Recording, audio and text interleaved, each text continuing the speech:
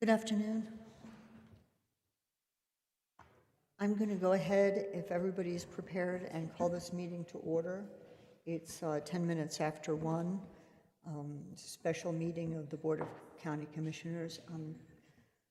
Could I get a roll call? Yes, Madam Chair. Commissioner Hank Hughes. Here. Commissioner Rudy Garcia. Commissioner Anna Hansen. Present. And Chair Anna Hamilton. Here. May I mark Chair Roybal as excused? Please check. He was planning on joining virtually. I don't know if he's on or not. Okay. Tessa Jo, do you know if Commissioner Roybal is on?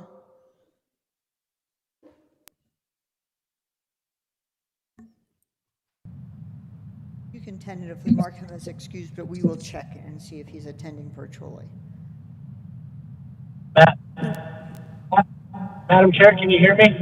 Yes, I can now. Glad to Yes, see you I'm here. here. Thank you. Thank you very much, Commissioner. So we're all present and accounted for. The next item is approval of the agenda. Are there any changes to the agenda, Attorney Schaefer, or? No, Madam Chair, there were no changes to the agenda. Thank you so much. So what's the pleasure? Madam Chair, Yes, Commissioner. I move to approve the agenda as presented.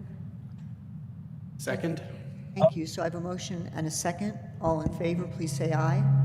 Aye. Aye. Opposed? Thank you. So that moves us on to item 2, the public hearing on the proposed cannabis ordinance. And I will go ahead and turn it over to Director Penny Ellis-Green. Thank you, Madam Chair, Commissioners. In April of this year, the legislature enacted and the governor signed the Cannabis Regulation Act into law. The new Cannabis Control Division is in the process of drafting regulations in accordance with that act. The act includes a section on local control, and Section 12 of the act empowers local jurisdictions such as the county to adopt time, place, and manner rules that do not conflict with the Cannabis Regulation Act or the D. Johnson Clean Indoor Air Act, including rules that reasonably limit the density of licenses and operating times consistent with neighborhood uses. So staff is initiating an amendment to the SLDC to establish comprehensive county-wide zoning and other regulations related to cannabis. In doing so, we're aware that we are not writing on a clean slate. Instead, the existing code has regulations concerning medical cannabis, and that is in Section 1022, which is attached in your packet as Exhibit D. It already identifies how certain medical cannabis activities should be regulated, and this proposed ordinance builds off of those existing regulations. So an overview of the proposed ordinance. There are several issues related to cannabis establishments, including odor, safety, security, water use, and neighborhood nuisance. Specifically, the growing of cannabis, the production of cannabis creates a strong odor that can create compatibility issues with surrounding uses. It is therefore recommended that indoor producers be required to use industry standard techniques to minimize odorous matter, toxic or noxious matter. In addition, outdoor growing is recommended only in zoning districts with larger lot sizes. Manufacturing of cannabis. The production methods of manufacturing of cannabis and the use of propane that is under pressure can be volatile and can cause fire and explosion risks. Cannabis consumption areas. It's proposed that this use be separated into recreational and medical use. Medical-only cannabis consumption areas would be allowed within any cannabis retailer. Recreational cannabis consumption areas would be allowed in the same districts as bars, since both of these uses are similar in that they are where people go to be under the influence of a drug and are limited to persons 21 years and older. Due to the odor and secondhand exposure risk, it's proposed that consumption areas that allow for smoking to be indoor in a standalone building from which smoke does not infiltrate into other indoor workplaces or other indoor public places. Separation. The Act allows jurisdictions to require a separation between cannabis businesses and schools or daycares up to 300 foot, and also between cannabis businesses. A 300-foot separation is proposed between cannabis businesses and schools and daycares, and a 200-foot separation is recommended between any cannabis retailer and/or cannabis consumption area. The county has a number of vibrant but small retail, non-residential areas, and this 200-foot separation requirement prevents an area from becoming solely a cannabis retail or consumption area, and thereby fundamentally changing the nature of the non-residential area and crowding out other businesses. At the BCC meeting, Commissioner Hughes brought up a concern that this number may be too low and a 300-foot separation may be more appropriate. Staff did produce some sample maps. They are attached in your packet. They are Exhibit H. And we did bring this issue up to the Planning Commission. They did not recommend changing the ordinance to a 300-foot separation. They recommended we keep the 200-foot separation. Hours. Since the initial drafting of the ordinance, the hours for Sunday sales changed effective July 1st, which removed the Sunday morning limits. So staff, the draft ordinance utilizes these new hours. And I did hand out one new draft of the ordinance. That includes language that I highlighted in yellow under the hours section that just says the following morning. So at the moment, it states cannabis products may only be served and consumed in cannabis consumption areas between 7 a.m. and 2 a.m. And the language the following day was added to that. Madam Chair, Penny, where are you reading that on the new ordinance? I did hand it out to you. It's in front of you. It's the ordinance draft. I believe it's on, let me find you the What page. Yes, Madam Chair, what page are you looking at? I'm looking at it on my I'll be screen. looking at page 4 of the draft ordinance that was handed out for you. Thank I you. don't believe it's on board docs. And it's highlighted, it's near the bottom, highlighted in yellow. Personal use. For reasons of safety, water use, and odor, it was initially recommended that personal growing be indoor. Several commissioners were concerned that this could be too restrictive, and staff has since reviewed the existing nuisance ordinance, which is Ordinance 2009-11, and found that it does cover odors. Therefore, the odor concern can be handled elsewhere. So staff put together two alternatives for the Planning Commission. The first was to remove Section 1022.8, and the pros of that would be that the noise control and public nuisance ordinance would still prohibit disagreeable or obnoxious odors. It would allow more personal growth opportunities. Outdoor grow may use less energy than indoor grow, and individuals growing personal plants would not need to invest in screening or indoor growing equipment. The cons could be unregulated outdoor grow, could create security or diversion concerns, and a lack of prescriptive standards such as setbacks may increase neighbor-to-neighbor disputes. The second alternative was to amend Section 1022.8 to state that personal grow can be indoor or outdoor if it is not visible from a public right-of-way. The pros for that would be having the plants not visible from public ways would reduce security or diversion issues, would allow more personal growth opportunities in a variety of locations, and this is more performance-based rather than prescriptive, as visibility will differ between different areas. Also, the noise control ordinance would still prohibit any noxious odors, and outdoor grow, again, may use less energy. Cons would be the security diversion risks are greater than with indoor grow, and the lack of prescriptive standards may increase, again, neighbor-to-neighbor disputes.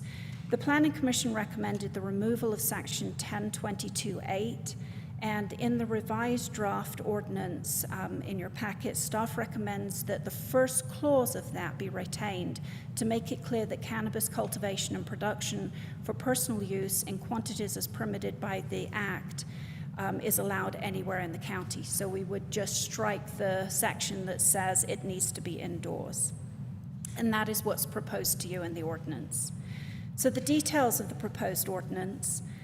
First is amending Section 10.6 of the SLDC, which is home occupations. And again, because of safety, compatibility issues, and neighborhood nuisance issues, the proposed ordinance will prohibit home occupation permits being issued for cannabis establishments, consumption areas, and couriers. Section 1022 1022-2, the ordinance identifies findings related to the Act, the existing code, odor, water use, security, and density of licenses. Section 1022.3 is where we recommend that we determine where the cannabis establishment should be allowed in the zoning districts. So 1022.3.1 would be cannabis testing labs and research labs would be treated the same as research and development services. And to point out, this is the same as the existing code for medical cannabis. Section 1022.3.2, cannabis manufacturers would be treated the same as food, textile, and related products. Again, exactly the same as the existing code for medical products. 1022.3.3, a cannabis producer or cannabis producer microbusiness that cultivates cannabis plants indoors would be treated as a commercial greenhouse. Again, this is the same as medical cannabis. A cannabis producer or producer microbusiness that cultivates cannabis plants outdoors would be treated the same as a dairy farm because both uses produce strong odor and are outdoor uses that can't have effective odor control systems. Those uses are permitted in the ag ranch and rural zoning districts. Exhibit G of your packet shows the countywide zoning map, and you can see those two districts are the two darkest green areas, and it is a huge portion of the Galisteo Basin and the southern part of the county, and there are also those areas in the northern part of the county too. 1022.3.5, a cannabis retailer would be treated the same as a store or shop, and again, this is the same as we do for medical cannabis under the current code. 1022.3.6, cannabis consumption areas. Recreational cannabis consumption areas are proposed to be treated as bars, taverns, and nightclubs. Again, both are locations where people go to be under the influence of a drug. And this section requires that consumption areas that include smoking and vaping be indoor in a standalone building where smoke does not infiltrate to other workplaces. This is to address issues related to odor control and secondhand exposure risk. Medical cannabis consumption areas are again proposed to be allowed inside a cannabis retailer. This is the same as the existing SLDC. If smoking is proposed, this section requires that consumption areas again include smoking and vaping be indoor in a standalone building where smoke doesn't infiltrate to other workplaces. 1022.3.7, cannabis couriers would fall under courier and messenger service. And 1022.3.8, a vertically integrated establishment, for example, one that produces, manufactures, and retails at the same location, can be located in a zoning district in which each of the authorized activities proposed is allowed. So you'd look at each activity and you'd see if they were allowed in those zoning districts.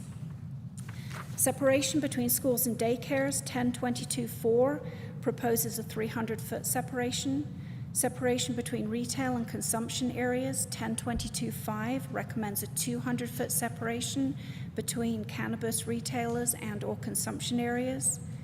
Hours, 1022.6 propose the hours for cannabis consumption areas and cannabis retailers to be the same as hours for alcohol sales as approved, as regulated by the state. And that would be 7 a.m. to 2 a.m. For consumption areas, and we did add the following morning into that. Section 1022.7 requires growers and manufacturers to meet industry standards to minimize odors, and 1022.8 allows personal production to be anywhere in the county. The rest of the ordinance includes relevant definitions from the Cannabis Regulation Act that will amend Appendix A of the SLDC. I would also like to point out that the county has 13 community overlay districts.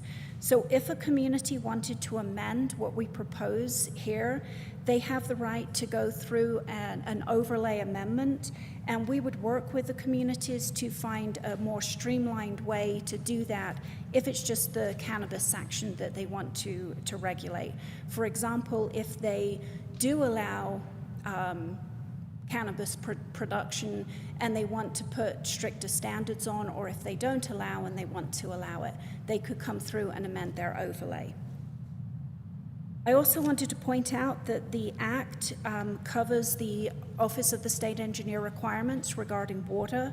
Our code or our proposed ordinance doesn't actually amend that. Our existing code requires any non-residential use using a well and more than a quarter acre-foot of water to prove that they have adequate water. But other than that, which is existing code for existing non-residential uses, we would get the information from the OSE as far as whether or not they have the relevant water rights.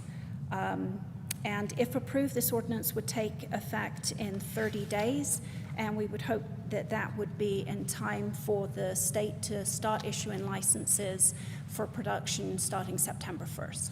And I stand for questions. Thank you very much, Penny.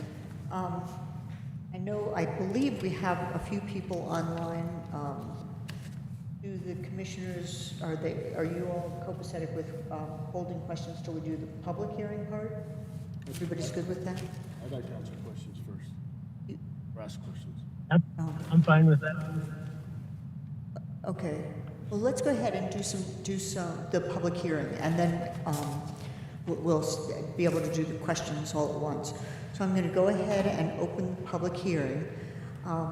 There's the potential for people here live and also people on WebEx. So is there anybody present or virtually or in person that wishes to make a comment on this proposed ordinance? Madam Chair? Yes, Tessinger. We have a sign up. I'm sorry? We have a sign up for Tatiana. Okay, and I had one person raise their hand here in chambers, 2 people, 3 people. Thank you for re-raising your hands. So I think it would be convenient to do the virtual people first since you have the sign up. And then we can ask if there are any people online who didn't sign up who want to comment. So Tessa Jo, can you call people in sequence of their sign up? Madam Chair. Madam Chair, also, can somebody from IT please come up here? My entire zoning district on my map is blank, so if somebody from IT can come up here, please. Thank you. And Madam Chair, Yeah, yes? can we please see the people who are speaking virtually? I think you, Okay. don't we usually get to see No, that? now it's showing up. It was not showing up. Okay, great, thank you, Commissioner. Okay, Tessa Jo, if you can go ahead and get our first commenter. And if there are several people, we would typically limit this to 3 minutes. If that turns out to be grossly inadequate, we can amend that. So Daniel, are you prepared to maybe post a timer on this? Madam Chair. Yes. And could we ask people to turn on their cameras if they have the capability, please? Thank you. I understand. I misunderstood your comment. And if possible, when speaking, when you're virtual, if you could turn your cameras on, that would be very much appreciated so we can actually see who's speaking. But give me just a minute so we can see if Daniel's going to be able to put a timer up.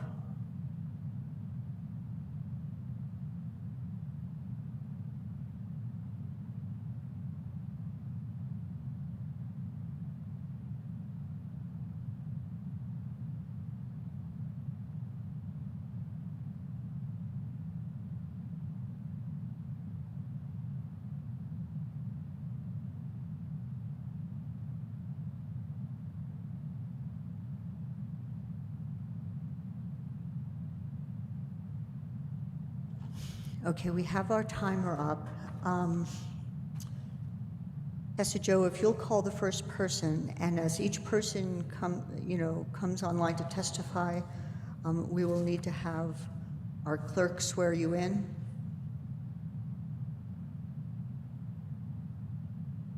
Tatiana Perez.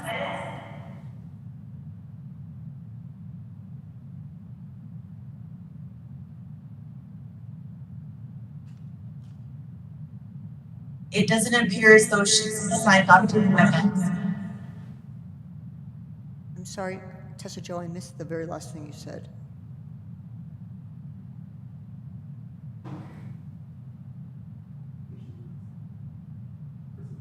I don't believe she's signed on to the WebEx. Okay, if you could call the second person? And just a moment, Tessa Jo. If somebody here is present actually live and they hear their name called, could you indicate that you're present? Thank you. So Tessa Jo, if you could call the next person? Madam Chair, that was the only sign up I had. Oh, okay, thank you. Well, is there anybody else who is on the WebEx portion of this hearing that would care to address the public? You can please unmute yourself and announce yourself.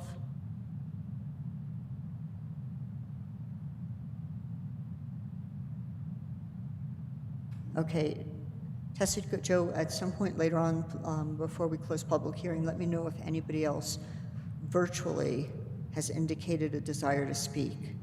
So I'm going to go to the people who are present live who wanted to speak. Can you self-organize and have one person come up, and when you come up, we'll have the clerk swear you in, and she'll give you instructions. Hi. Please raise your right hand. Do you swear to tell the truth, the whole truth, and nothing but the truth? I do. For the record, before you testify, please state your name, address, and that you are under oath for your testimony to be considered valid. Thank you. My name is Serafina Lombardi. I live at 8 Los Ranchitos in Chimayon, District 1. And you understand you are under oath. Yes, ma'am. Thank you. Thank you. Madam Chairwoman, members of the Commission, thank you for your service and your time today. I come to you from a long line of subsistence farmers, is it okay? And I'm raising my son in that same tradition in Chimayo.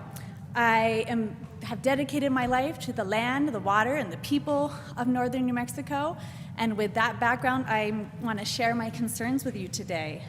I really want to appreciate everyone who has taken the time to create the proposed ordinance and the effort being made to pass something in a timely manner to give perspective to participants in the cannabis industry clarity as to how they can proceed. Acequias and traditional agriculture are the lifeblood of many of our rural communities in the county, yet the ordinance as proposed would exclude the majority of us who work the land from even contemplating entering the cannabis industry as a supplement to other traditional crops.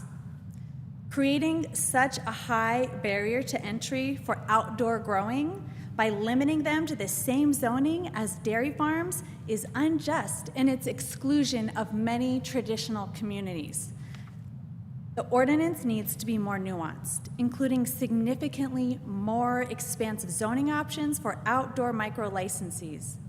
As I see it, the ordinance as proposed will put pressure on any land that could be zoned as dairy and leaves only those who can afford to build indoor grow facilities or buy up our precious rural landscape as the ones who can enter this new industry. We need to explicitly factor in rural equity, and we must ask, who does this proposed ordinance protect and benefit? Not me and not my community.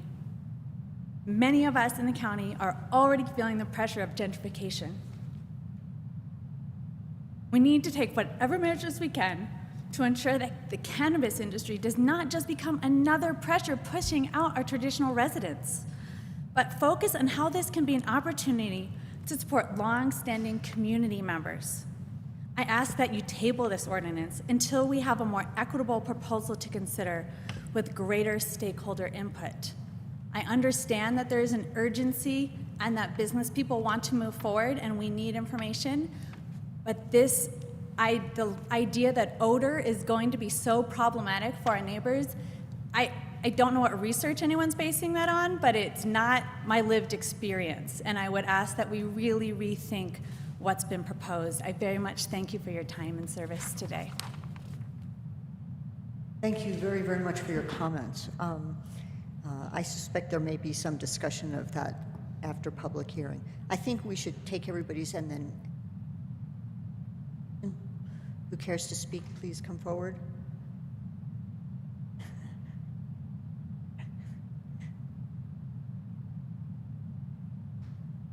Hello, good afternoon. Please raise your right hand. Do you swear to tell the truth, the whole truth, and nothing but the truth? I do. Will you lean in so we can hear you on the microphone? I do. For the record, before you testify, please state your name, address, and that you are under oath for your testimony to be considered valid. My name is Philip Loomis. My address is 10B Hocona Road, 87506 in Hocona. And what was the last? I am under oath. I am aware of, I'm testifying on that. Thank you. Thanks. Okay. Thank you. Thank you, Madam Chair and Commissioners. I just wanted to say that I'm an organic farmer in the northern part of the county for almost 30 years now. And I was very excited that the legislature was doing the micro license thing because I think it could be a real boon to farmers in northern New Mexico. And I think comparing a small cannabis farm to a dairy is a bit of a stretch. I don't think that's really realistic at all. And also, I think that it should be it's an agriculture pursuit, and I don't think a greenhouse should be had to be considered. Pardon me?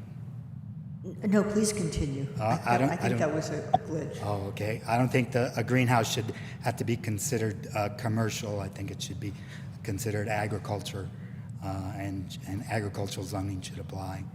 And I think the commission should really consider making it as reasonable as possible for small farmers to get a micro license. And I think some of the regulations they're talking about in here are not going to make it easy at all for small farmers. And I really think that that's what the legislature intended when they created the micro license.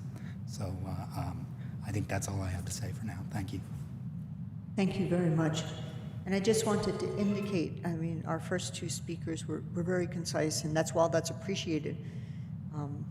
There aren't that many speakers here, so if somebody feels they need more time, including those who just spoke, I'm happy to give it. So the next person could come up.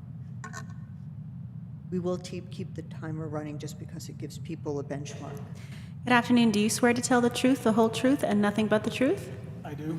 For the record, before you testify, please state your name, address, and that you are under oath for your testimony to be considered valid. My name is John Cedillo. My address is 178 County Road B41F in Robetta, and I am under oath. Thank you. Madam Chair and councilors, commissioners rather, I appreciate your work very much. I grew up here in Santa Fe, and I currently live now in San Miguel County, and Apologies. Please continue. Sure. And I've been active in the hemp farming space for the last 3 years. So I bring kind of today both my support and objection to the proposal that that outdoor micro licenses will pose a common concern, a concern to the community in terms of odor. We've grown many acres of hemp. That was never a concern. Terpenes are an active compound within the cannabis plant that are responsible for odor production. So I have to agree with the speakers before me that that concern is both unwarranted and does really produce a barrier that's unnecessary. A nuanced approach, I think, is really critical because most of these rural communities are in areas that odor is never a concern. We have, personal small-scale livestock, and never is that an issue. So I just really want to support the concern about that particular proposal in this draft. And I think also there's been some concern around water usage. Again, that seems to me, as a farmer, really unwarranted. If we don't use our water rights, we will surely lose them. I think that's a common understanding. And being an expert in the cannabis space, I can certainly attest, and also farming other crops, that cannabis requires substantially less water use than many other crops. Just our alfalfa and hay are a simple example. So I just, as an expert in the industry, wanted to voice sort of an opposing concern rather than a supporting concern for water usage. I very much appreciate it. Just because I think I may have missed something you said early on, could you confirm you do already grow hemp and have not had odor issues, complaints with your with your neighbors? That's correct, and at a substantially larger scale than what we're talking about growing adult use cannabis. 10 acres of hemp. The largest cannabis producer in the state, we won't get, and I'm not saying that we are, I'm just saying that any other large-scale cannabis producer, you're not going to get close to 10 acres of production, given the numbers that we're dealing with. 10 acres, that's 26,000 plants that we've been planting before. So clearly a much larger scale, and likewise of no concern. And my community of El Ancon is a very, very small, tight community in terms of proximity to my farm. So there's really, I think, a baseless concern there. Yeah. Thank you very much. Thank you. The next person who would like to speak, please come forward.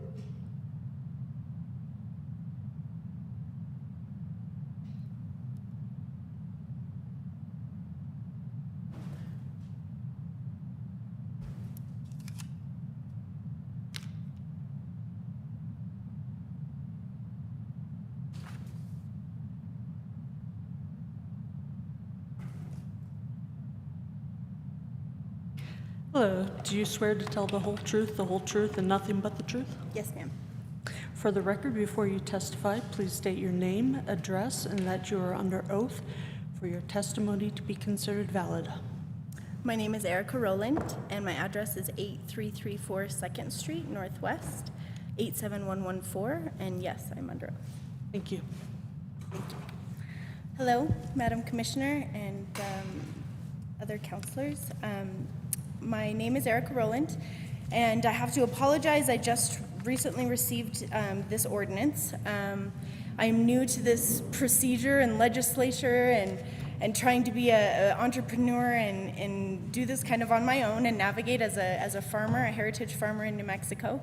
My family has been growing plants and selling retail plants for over 100 years in the state, and I had a very hard time finding these ordinances. I don't know if it was online posted previously or not, so I can't be super specific, but I did have some ideas that I wanted to address. I'm here as a business owner, a medical cannabis advocate, and also, most of all, a mother. I'm here today to make public comment regarding parent-child discrimination regarding cannabis. As you are aware, cannabis has been federally illegal for as long as we can all remember. We can go on and on as to why that is, but quite simply, New Mexico and the Lyndon Aaron Compassionate Use Act created a medical cannabis program with over 200,000 patients to solidify rights and protections for patients and their medicines. A large majority of these patients are parents, grandparents, uncles, aunts, etc. We're a responsible group that's proved over the last 14 years that we can manage our medicine around our children safely. There is certain verbiage in law that disallows minors at consumption sites and production sites, unless licensed under the Lyndon Aaron Compassionate Use Act. Let the law stand alone. I believe it outstepping its authority for any jurisdiction, counties, or municipalities to add anything to ordinances inhibiting basic parental rights and dictating where we are allowed or disallowed to have our children. As this program is in its infancy, it's important to not discriminate in the initial ground rules. I encourage education and parental rights to speak against any municipality, including Santa Fe County, to regulate parental responsibilities. We are their parents, and this is our medicine. I just am here as a parent. Ultimately, it is our responsibility to keep our children safe. For example, home occupation, I read something in there being disallowed or what have you. You know, if you live and work and grow on the property as a farmer with multiple acres and that is your profession, You're disallowing children on the property, and the education and the enforcement of the stigma is continuing through these words and these ordinances. So I request that you consider that this is a plant, this is a medicine also, and if we come out with it being, immediately stigmatized and forced inside and not allowed to be seen or heard or smelled, we're really kind of counteracting what this plant is really here to do. So, thank you. Thank you. If I'm not mistaken, was there at least one other person who wanted to speak, or did we get everybody? So is there anybody here present live, in person, everybody's live, who would like to address the commission on this ordinance? Okay, is there anybody who is on the WebEx, going back to you, who would like to speak publicly about this ordinance? Darren Munzberg? Thank you. Karen, you want to unmute yourself and get sworn in? Yes, good afternoon, Madam Chair. All right, Darren, do you swear to tell the truth, the whole truth, and nothing but the truth? I do. For the record, before you testify, please state your name, address, and that you are under oath for your testimony to be considered valid. My name is Darren Munzberg. My address is 26 Camino de la Bajada in the traditional village of La Bajada, New Mexico. And I am under oath. Thank you. I initially had a question regarding some elaboration on the amendment by overlay process. And if that is just being included as an alternative here, or if that is fairly well spelled out in how we can approach that through our community plans, if this ordinance should go through with what apparently might be a lack of sufficient public input. After hearing the other speakers this afternoon and being very surprised that there are so few of us, I'm respectfully requesting that the commissioners table this ordinance until the issues raised by Serafina Lombardi, the other heritage farmers and Acequia communities can be more thoroughly addressed. I think that and in the statewide use of cannabis medicinally and recreationally, the impacts and the opportunities that this presents are too significant for us to rush into it. And I, again, respectfully request the commissioners to table this ordinance for now, perhaps at least for the week until we can see some way of harmonizing with the state regulations that are still being formulated, and the public comment period for which is ending next week. I'm concerned that there aren't enough of us here speaking and participating today. Again, respectfully requesting the commissioners table the ordinance before them at this time. Thank you. Thank you, Mr. Munzberg. Is there anybody else online who wishes to address the board? Pastor Joe, do you know if there is anybody else? Madam Chair, I don't believe there is. However, if they are calling in by telephone, they will have to select *6. Michael Ciano. Well, Michael Ciano. okay, can you please get sworn in? Michael? My name is Michael Ciano. Yes, and so if you'll, the My clerk is address- going to ask you a question, and then you can respond to that. Michael, do you swear to tell the truth, the whole truth, and nothing but the truth? I do. For the record, before you testify, please state your name, address, and that you are under oath for your testimony to be considered valid. Michael Ciano, 1187506, and I attest that I'm under oath. Thank you. Go ahead, please. Just a comment as well. I believe that we've heard from other constituents, all in regards that, and we actually haven't heard anybody who's saying that we should make more restrictive ordinances for the state law, which I find interesting. And all of the things that we've heard are from people basically saying we have an opportunity for our farmers and in order to be able to participate in what's been passed as a state law, and that creating more restrictions without having any question for them could be potentially counterproductive to what the state's goals are.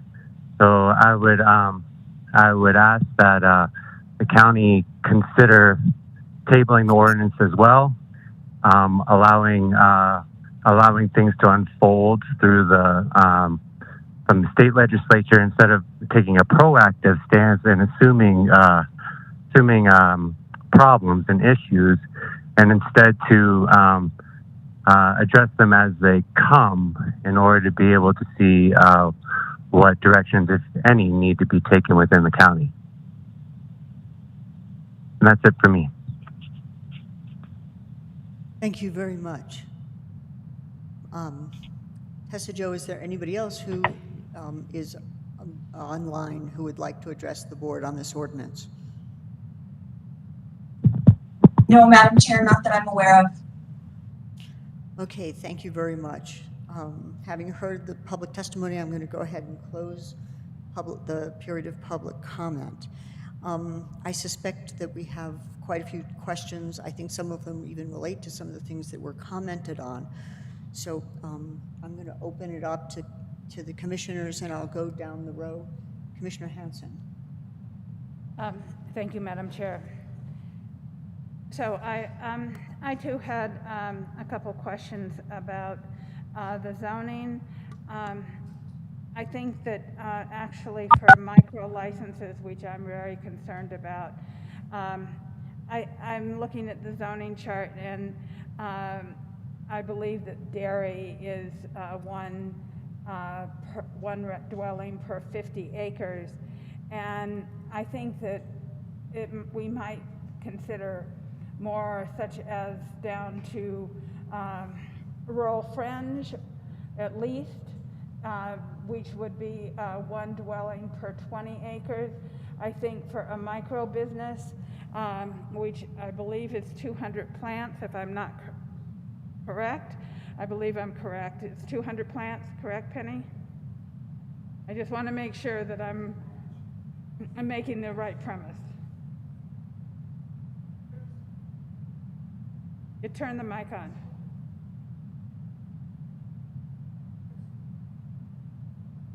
Okay, so at any one time they could have close to 400 plants, but there would only be 200 mature. So I think 200 plants could easily be grown on an acre. If anyone wants to contradict that, but I believe that is about the amount of land that 200 plants would take.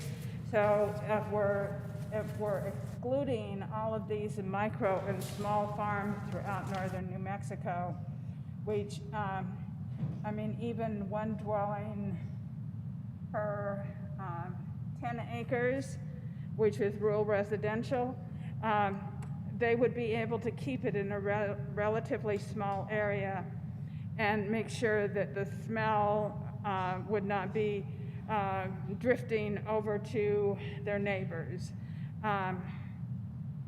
So that is one of the issues that I am very concerned about, because I am very concerned about the small micro businesses. I think that the rules and the laws, or the laws that the legislature wrote, were very unique in the fact of making this law available for micro businesses. And so because of that, I think we need to also be very conscious of that fact and continue to support our micro businesses. So for the moment, and the water, we've gotten a number of emails about water, and water is regulated by other sections of the SLDC, so I don't think that that is an issue here. And if people are concerned about that, I know that we have been working on adjudicating our wells, and I think that we need to start thinking about adjudicating the well use so that we have a better knowledge of how much water everyone has throughout the county. And not that that has anything to do with this regulation right now, but I'm just mentioning that. So that is my main concern, is that we make it available in this ordinance to allow rural residential, rural fringe, and rural RUR, which would include many of the small farms throughout northern New Mexico and Santa Fe County. That's all I have to say for the moment. Thank you, Commissioner Hanson. I think there are probably several questions we might be able to ask Penny in that regard, but really appreciate your inputs. Commissioner Hughes. Thank you, Madam Chair, and I'll just go ahead and ask the questions because I have the same concern that Commissioner Hanson did, that I would hope that we could perhaps find a way to include our small rural farms. And I'm just wondering if our planning staff has an alternative somewhat prepared that we could insert today that would address the issue that Commissioner Hanson raised and that the speakers raised. Thank you, Penny. Commissioners, to address a couple of points, as we were drafting this ordinance, we did have a lengthy discussion with the executive director of the counties in Washington State, and he said that their number one concern, problem that they had in Washington State when cannabis became legal was odor. The number one complaint that they got from neighbors was odor. In addition, staff have done a site visit to a grower on Bisbee Court. It was inside a greenhouse, definitely smelt within the greenhouse, and then they had fans because you've got to deal with humidity issues and Sorry, with what issues? Humidity issues in the greenhouse. Apparently, the plants need a certain humidity in order to flower properly. They had several hundred plants in the greenhouse. They had fans that were extracting the smell out. There was definite, very strong odor outside of the greenhouse. That was in a commercial area, though, on Bisbee Court. I would like to add that community districts, there are 13 of them. They already have their overlay.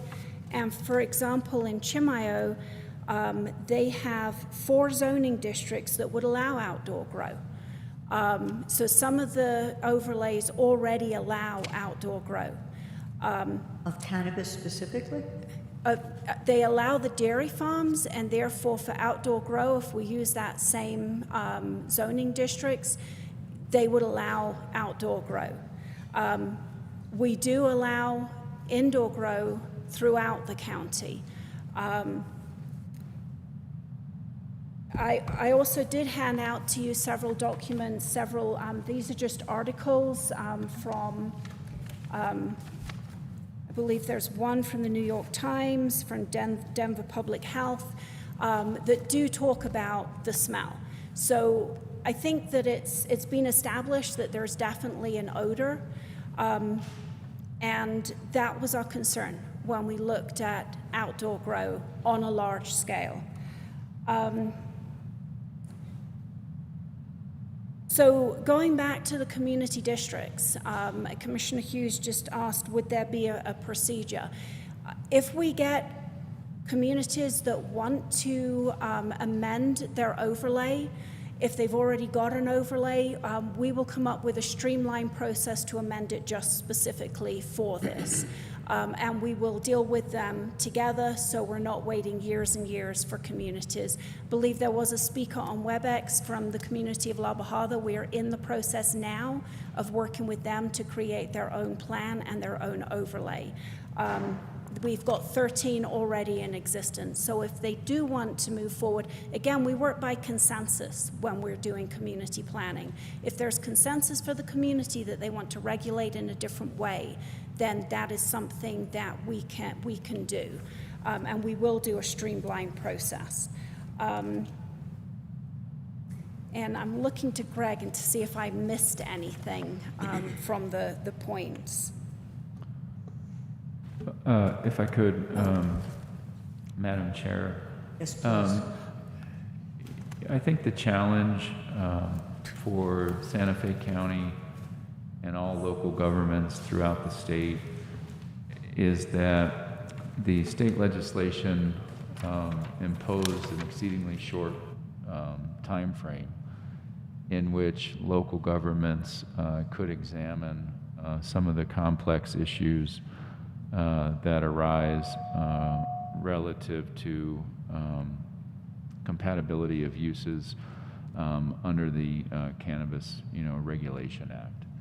As Ms. Ellis Green alluded to, the state's supposed to start accepting and processing applications on September 1st.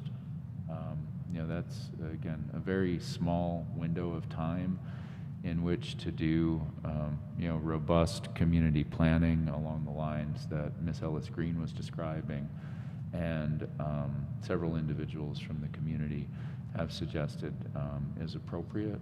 And so I would just add that, from the board's perspective, one way to think about it is, these are initial regulations that can be reviewed either through a community development process where you can hear from the entire community. As Penny said, they work by consensus, and you can hear from the entire community as to whether or not they think less restrictions are appropriate for their particular community. That's a process through which you could hear, again, from the entire community as to what they think is appropriate for their community. The challenge you have as policymakers is that once the business is licensed, the Cannabis Regulation Act is very clear, you can't make it move. And so you can't undo yes, but you can refine and potentially change where it is allowed. And I just offer that for you for perspective. We can work with whatever a majority of the board wants us to do in terms of developing alternatives. But I did want to just underscore and perhaps repackage what Ms. Ellis Green said in slightly different terms to potentially provide context to where we're at and how things could unplay in the future. Thank you, Attorney Schaefer. Commissioner Hughes, I assume you had more questions. Yeah, I guess thank you for that. And I did want to say I'm not particularly in favor of tabling it today because I think it'd be better to have something going forward, even if it's too restrictive, than nothing. I mean, we could do that. I think if we were to table it just for a week, it wouldn't be terrible, but that's not my first choice. Just wanted to make sure that was out there. I did wonder, Penny, you said it would be allowed in Chimayo. What kind of districts would it be allowed in Chimayo? I'm just wondering if that's something we could, I don't know, generalize, or at least maybe that would address some of the concerns of some of the people who spoke. Thank you, Madam Chair, Commissioner Hughes. And actually up on the screen is the county-wide zoning map, which is this document. So outdoor grow at the moment would be allowed in ag, ranch, and rural. That's where dairy farms are allowed. So that's the two darker green colors, which is basically all of this area here, and there's additional areas up here. We then have the 13 community overlays. In Chimayo, they have rural residential, residential fringe, residential estate, and their traditional communities would all allow those uses under a conditional use permit. Many community districts do not allow, so if I run through this document is in Exhibit F, which is the Community Overlay District Use Table, and what we've done is pull out the relevant uses. So for dairy farms, would not be allowed in Sorias, would not be allowed in Tesuque, would not be allowed in Madrid, not in San Pedro, is allowed in their ag ranch and rural fringe in La Cienega, Cieneguilla, is allowed in the traditional community and commercial neighborhood in Arroyo Seco, not allowed in the 285 South Highway Corridor, not allowed in Tres Arroyos, not allowed in Agua Fria, allowed in the traditional community of Pewaukee Valley, not in San Marcos, not in Galisteo, and in Chimayo, as I said, allowed in rural residential, residential fringe, residential estate, traditional community. So kind of almost all of the Chimayo overlay, just not their small commercial neighborhood or PI, public institutional districts. So again, if these communities wanted to amend that, we will have a streamlined process for them to come through and do that. But as of September 1st, we will be getting letters from the state saying that people have made application and they're asking for our approvals before you continue through the state. So either it's going to hold people up or you're going to get licenses come through with no correct zoning, and then you would have the non-conforming issue that Greg spoke of. Thank you. I just have one more question related to all of this. So if we were to take Commissioner Hansen's suggestion and allow this in rural fringe as well as the two darker greens, would that in any way supersede the communities that have the overlay districts that don't permit it?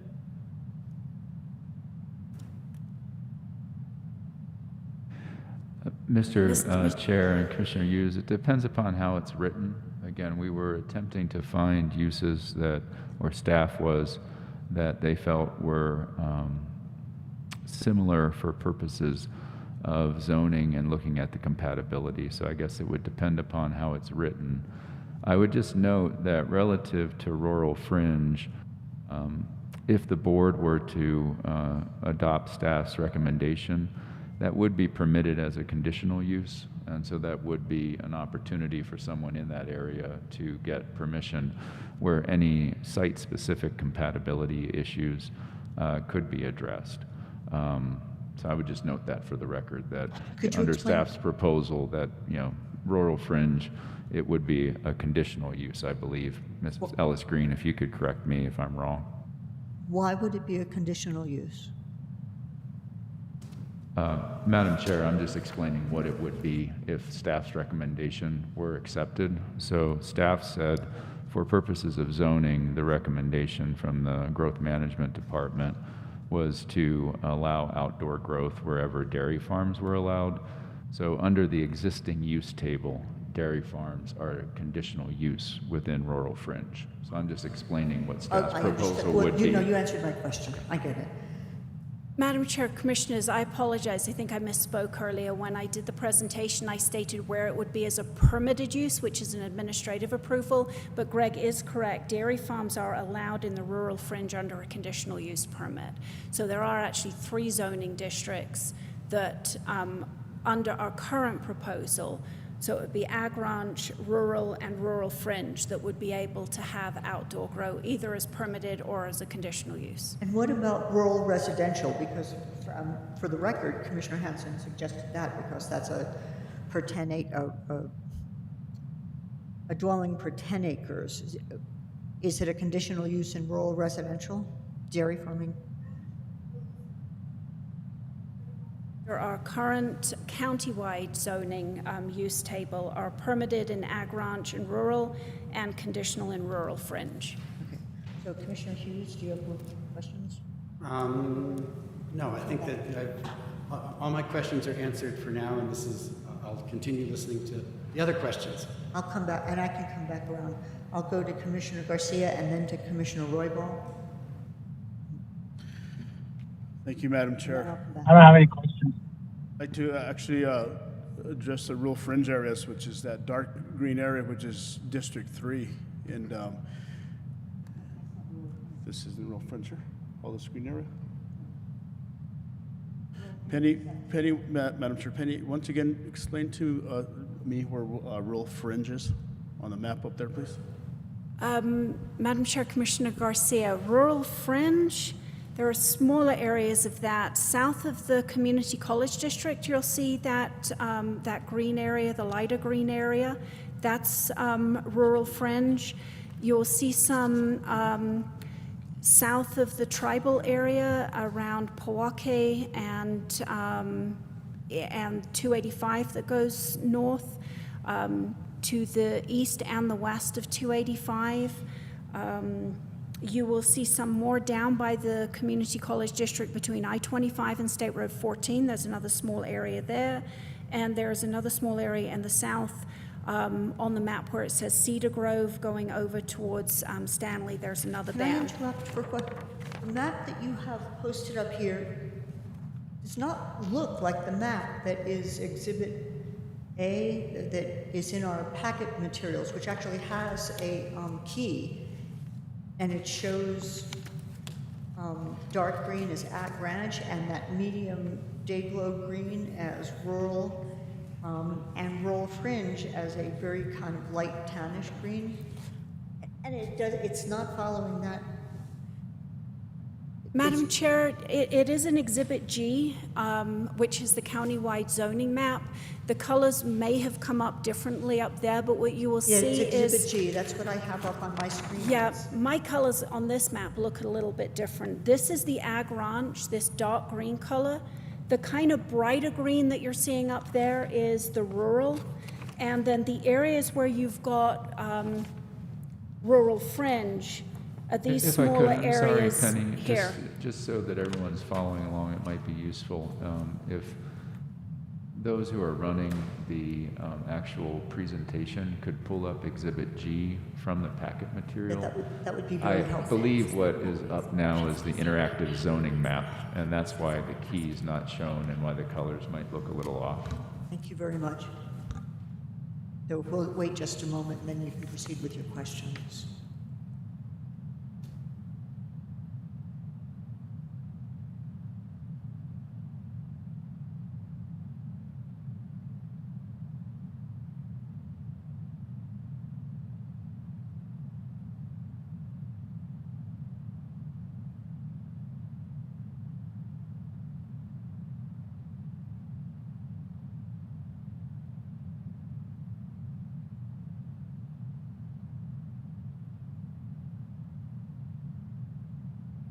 Madam Chair, in the meantime, could I just ask a few people in the audience if their farms are 10 acres or larger, or 20 acres or larger?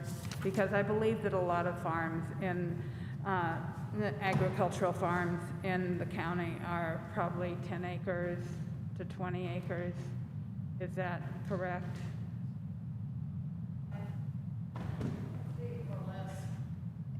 Technically, I think I have to have, if this is allowable, Attorney Schaefer, I have to have people come up to the microphone, so otherwise it's not part of the minutes.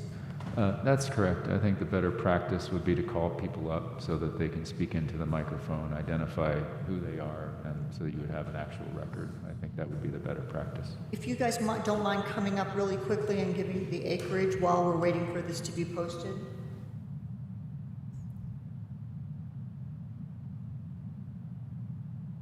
I have 2 acres myself that I own, and I farm other acres, but that's separate. Thank you. Serafina Lombardi again. I own a plot in the area. I would like to grow cannabis, which is more than enough for 200 plants. More, significantly more enough, is 0.18 acres. I grow a vegetable farm on a separate plot that is about a half acre, which I am a tenant farmer of. I have I'm sorry, on how many acres? 1/2 an acre. Thank you.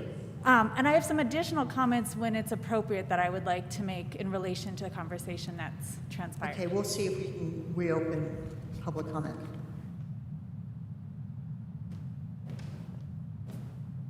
Erica Rowland, and it's 5 acres. And I as well have another public comment. 5 acres? Thank you. John Cedillo.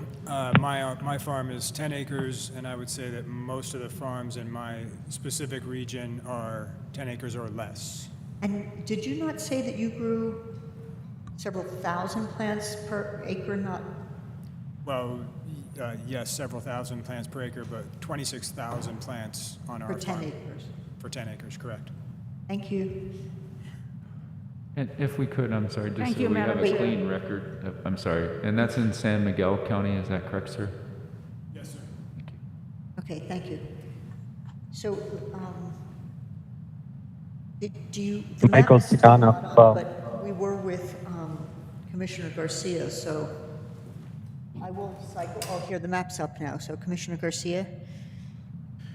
Yes, thank you, Madam Chair. The individuals that have the farms out there, I believe they all farm in Santa Fe County? Except for the one. Thank you.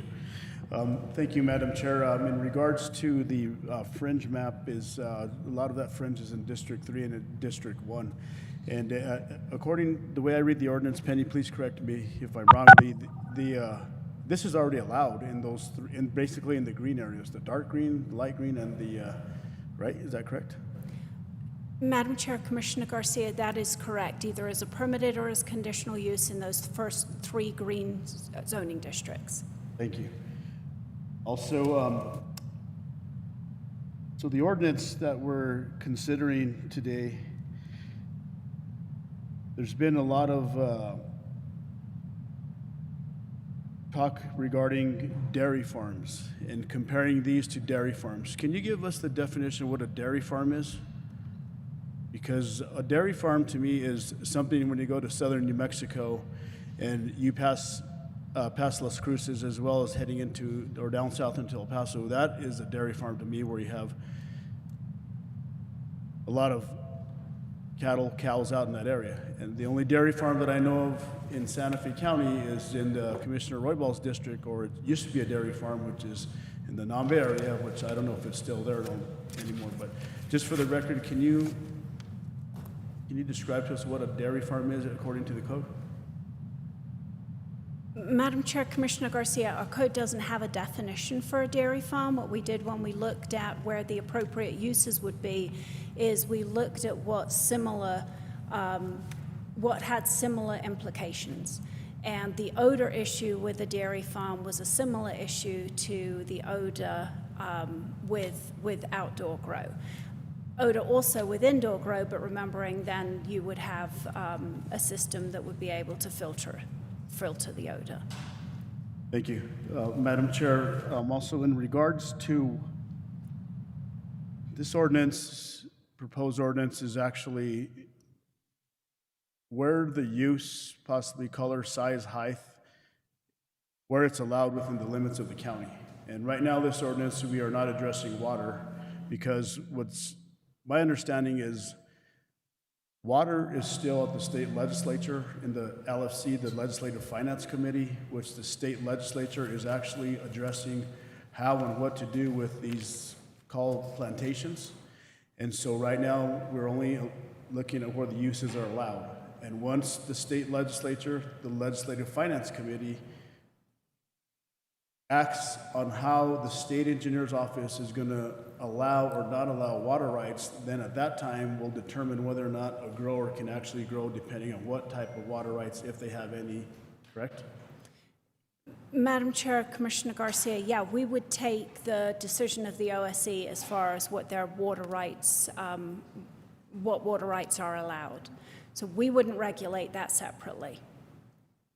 So, Madam Chair, so once again, if somebody does come in for a grower's license on their property, we will check with the state engineer's office to determine what type of water rights they have, and if they have significant water rights, correct?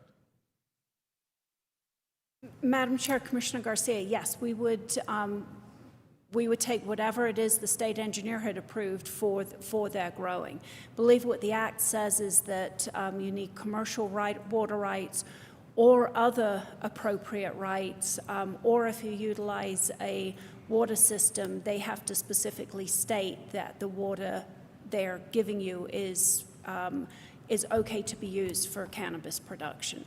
So we would look for one of those things to be submitted with our application, but we wouldn't regulate any differently than the state regulates.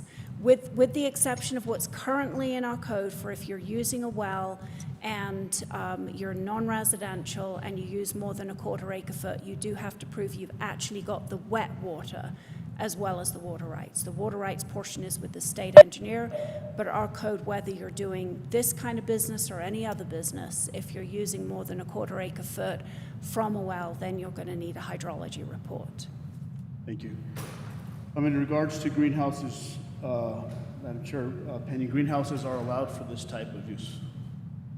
Madam Chair, Commissioner Garcia, yes, they're permitted throughout the county and under our zoning map. Thank you. Where I'm going with that is I was actually in Colorado a couple of weekends ago, and I was staying at a hotel roughly 3 blocks away from a growery, a distribution center. And it was, I could actually smell the crop that was growing possibly, and it was indoors. And so I understand that, and an individual would actually, it seems to me, would want to grow their plants indoors because the outdoor elements, when it comes to possibly too much sunlight, hail, rain, that could actually damage the plant. And I'm sure the growers would not want their plants to be damaged. So I understand the whole greenhouse. I'll bring that forward. Mr. Chair, Commissioners, yes, when we did the site visit, the discussion that we had with the grower there was that they regulate the temperature in the greenhouse, the amount of light, the amount of water, the humidity, and that they do have a harvest every single week. So they have a rotation, and that is how they can produce on a regular basis. We asked them whether or not they could do the same grow outside, and they said no, they wouldn't be able to because you can't grow outside to produce every single week through the winter. You've got a small growing season. I don't believe that entity at least was would even consider outdoor grow. Thank you. Also, Madam Chair, if a community district would come forward and actually amend their community overlay district, and they would, let's just say, make it a lot more strict or less lax, and the county commission would actually approve that overlay district, and who would enforce that? Madam Chair, Commissioner Garcia, that would be enforced the way that we usually enforce through the code. So if a community district, for example, did not want to allow a commercial greenhouse in a certain district, they could come forward, go through a process, get that approved by the Board of County Commissioners, and then as new projects came in, they wouldn't be allowed in that zoning district. The other way around is that if something was not allowed in their zoning district and they wanted to allow it, they could change their use table, propose changing their use table, get that approved by the board. And again, usually it's several years that people take because they amend their whole plan and they talk about a wide array of subjects and all the different uses. If it's related to cannabis, we will find a streamlined process to get communities together to be able to make the change if that's the consensus of the community. Thank you. Madam Chair, also pending in regards to the 300-foot, 200-foot setbacks from an adjoining grower and or a school, where did we come up with the 200-foot setback? And if it is from schools, did we check with the schools? Madam Chair, Commissioner Garcia, the State Act allows us to have a setback between schools and daycares of up to 300 foot. If you remember, the alcohol and gaming have a setback for any alcohol establishment of 300 foot from schools, churches, and daycare. So they've added churches in. Churches weren't added into this act. It's schools and daycare. We recommend going to the maximum now, which is a 300 foot separation. Thank you. Madam Chair Penny, you explained on 10-22-8, the Planning Commission actually eliminated a portion of the proposed ordinance. Can you explain that to me once again, please? Yes, Madam Chair, Commissioner Garcia. Originally, staff had recommended there be a second sentence in that section that said indoor grow needs to be, personal growing needs to be indoor. What the Planning Commission recommended was that we strike that section. So that section now reads that personal grow can happen anywhere in the county, and it doesn't have a restriction for being indoor. So it can be outdoor, indoor. There's not a restriction proposed. Madam Chair Penny, what is the amount of plants that somebody can grow for personal use outdoor? Madam Chair, Commissioner Garcia, I believe it's 6 plants. If you've got multiple adults, several adults could have 6 plants, up to a maximum, I believe, of 12 per household.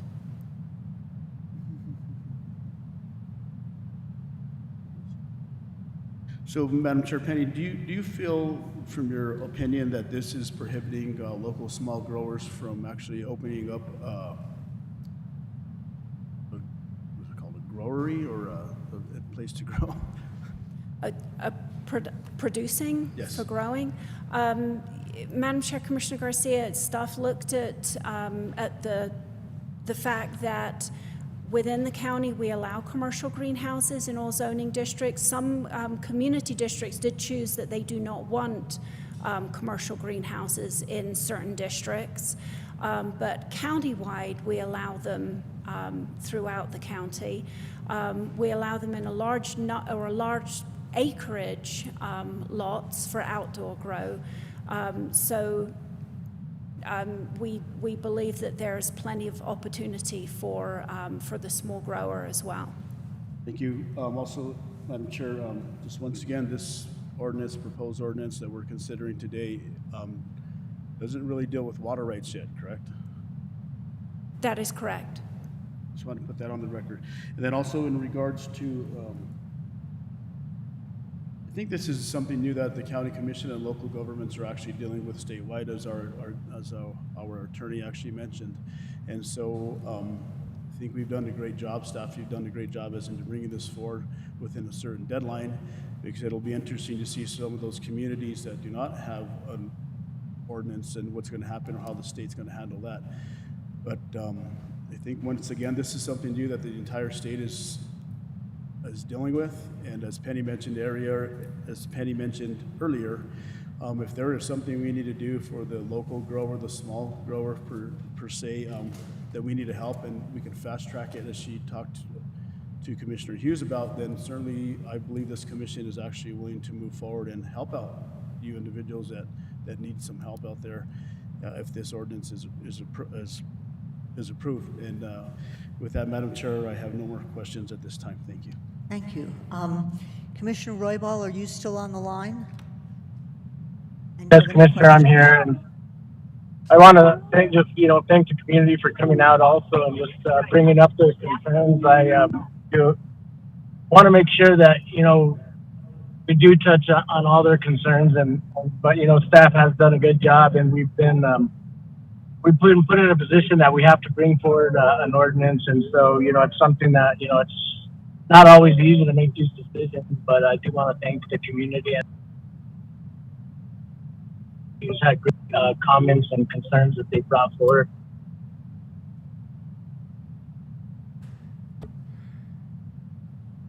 Okay.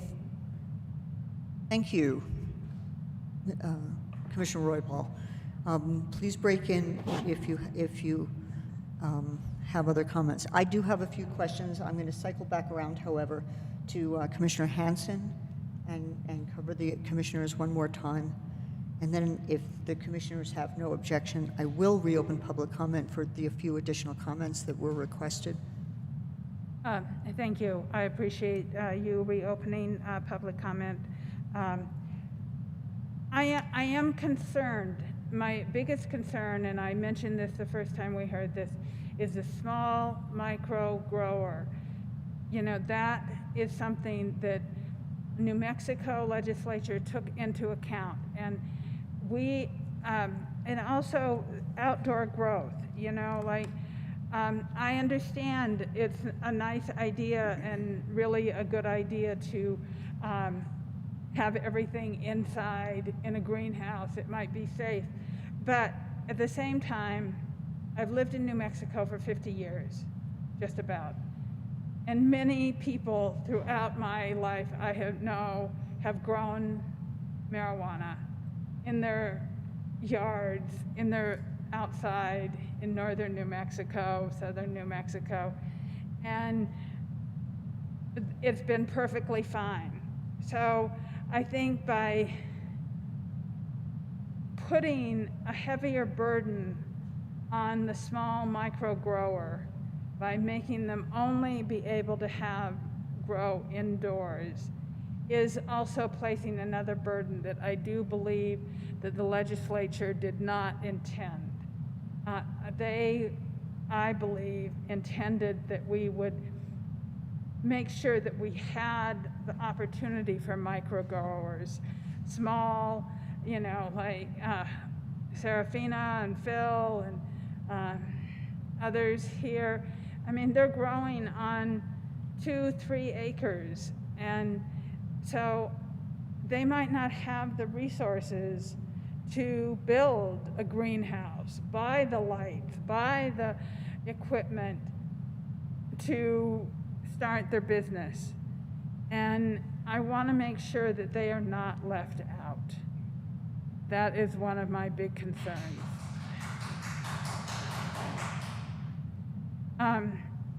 You know, that is, I think, what the legislature intended, was to make sure that these small growers had that access. So I just wanted to restate that, and trying to look and see if I have any other notes. But for right now, I just want, because I know that you, Madam Chair, have not made comments, so I would like to hear your comments also. Thank you. So I want to preface this by saying that I actually really respect the fact that staff took a lot of effort to research what was going on in other places that already have these issues, that is, have already gone through the process of having to make regulations for the whole, you know, growing of recreational cannabis and medical cannabis, for that matter,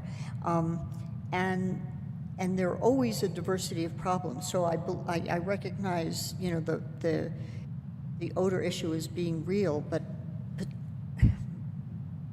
I think there are analogies to many things where there are conflicting opinions about what's a public disturbance, you know, public nuisance, and what isn't. And so that's, I think, a little bit of a hard thing to get a handle on. And of course, that's the position we are in, to try to make a decision about what's, that is conservative enough that we can change progressively and not have to undo a yes, which actually is a very valid point. Having said that, I have to say that I share Commissioner Hansen's concern.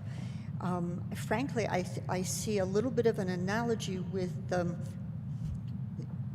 go ahead and laugh if you care to, with the community solar issue, where so the idea was to be able to bring in solar without having it completely dominated by only by big corporations. So they're the only ones able to do things. And while it seems like a good rule of thumb to use the analogy of the dairy farm as being already areas where they're sufficiently remote to not be a public disturbance with the odor, I guess I feel like it automatically is limiting to people who really could do it as small businesses. And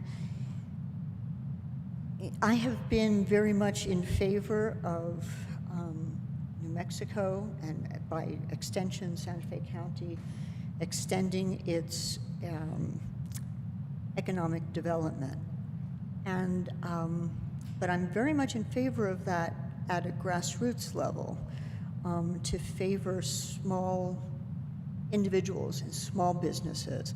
And that's not something that's easily done in our economic construct. So I guess one question I have is, what is our possibility for changing the wording of this ordinance now? Because I'm also not in favor of postponing, of tabling this to be able to do this if there's an alternative, because as has been stated, people are going to start putting applications into the state September 1st, and so I would like to keep up. Is there an option now to change that wording and still pass the ordinance?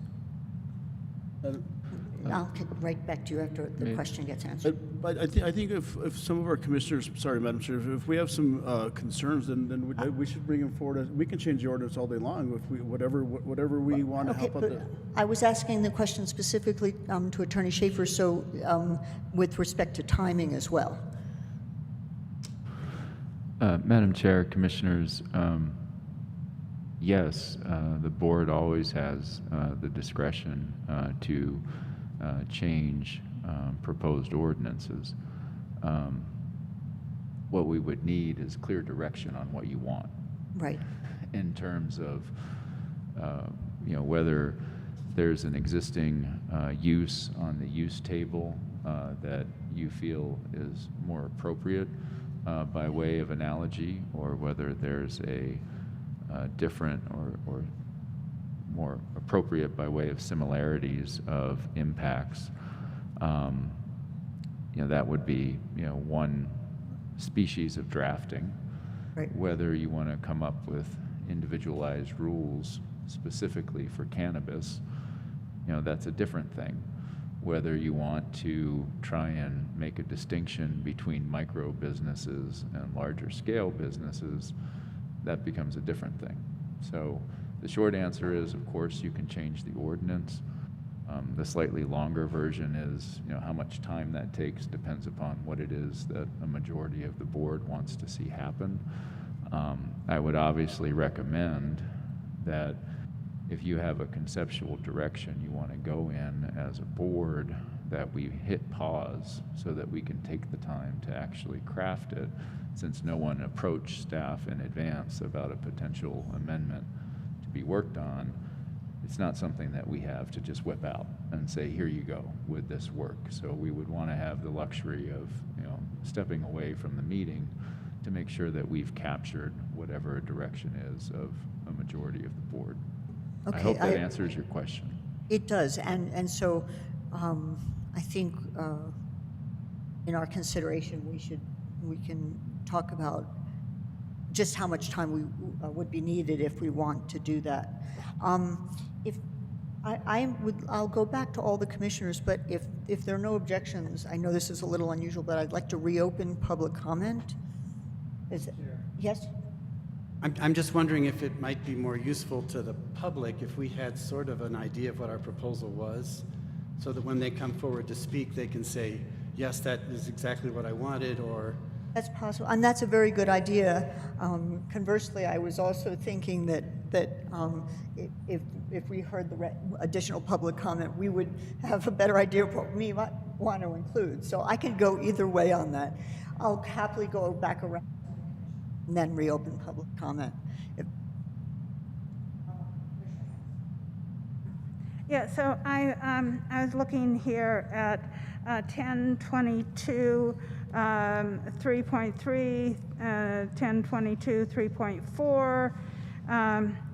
So mostly those are the two that are talking about micro businesses that cultivate cannabis plants indoors. We could slash it outdoors. And then On 10.3.4, a cannabis producer or a cannabis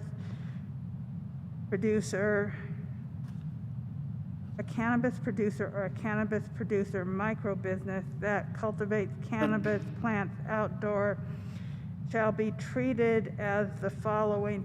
So I'm really only concerned with the micro business, not. Madam Chair, I'm sorry, Commissioner, what staff doesn't know where. I'll get back to you in a minute. I said I was on 1022.3.4. Thank you. I'm sorry. Oh, if I you didn't understand. I'm sorry. That's fine. That's okay.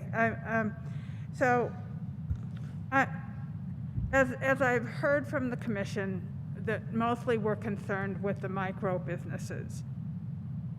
And more than large scale businesses, I want them indoors. I want them, large scale. I'm mostly just concentrating on the micro businesses, that are small, like we have in the audience, which is who seem to be the people who are concerned, that they be able to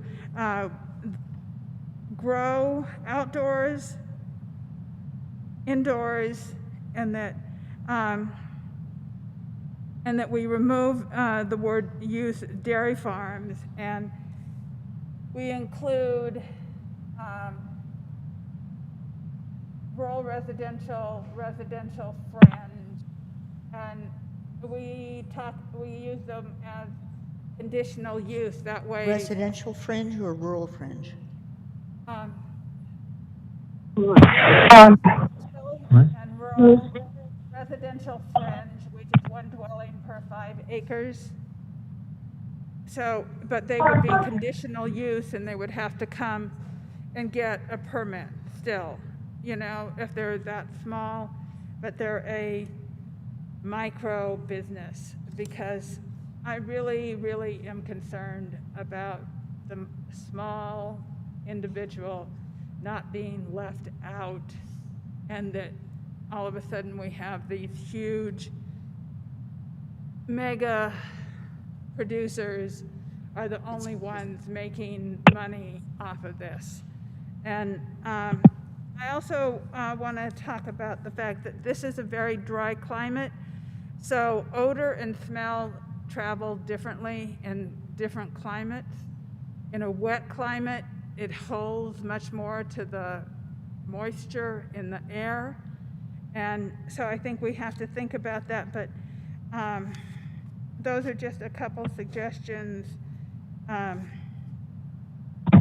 Because I do believe also that I want us to have rules in place by the time that the state opens this up for licensing. If I could ask a clarifying question, Madam Chair, Commissioner Yes, Hanson. So was the suggestion being brought forward by Commissioner Hanson that outdoor grow be a conditional use in rural residential fringe? Was that the specific proposal? Yes. It still allows us some control over the issue, but also allows for the small grower. I just wanted to make sure I understood the concept. And could you explain what the status of rural fringe is? Fringe is one dwelling per 5 acre base density. I'm sorry. Residential fringe is one dwelling per No, 5 no. Could you explain in your proposal a rural fringe where you would? Rural fringe is one dwelling per 20 acres. Rural residential is one dwelling per 10 Yeah, I got that. What I'm asking, I'm sorry, I wasn't very clear, is where you think rural fringe would stand in your revised proposal, is what I'm asking. Well, I would, What I understood, if I could, and maybe this will Yes, it might be clear to you already. is that the proposal that was brought forward by staff, leaving aside the label, is that with regard to outdoor grow, regardless of size, it would be a permitted use in agricultural ranching, a permitted use in rural, and a conditional use in rural fringe. What I understood Commissioner Hanson to be proposing is that it also be a conditional use in rural residential and a conditional use in residential fringe. Okay. That's what I understood the proposal to be. Is that correct? Excellent, thank you. So go ahead, And Commissioner I Hanson. asked, the map is up, and I just asked Penny, so that we're making now concrete, if it would help the board in considering this, if We've she got could the- highlight those areas so that everyone understood what Yes. we're talking about.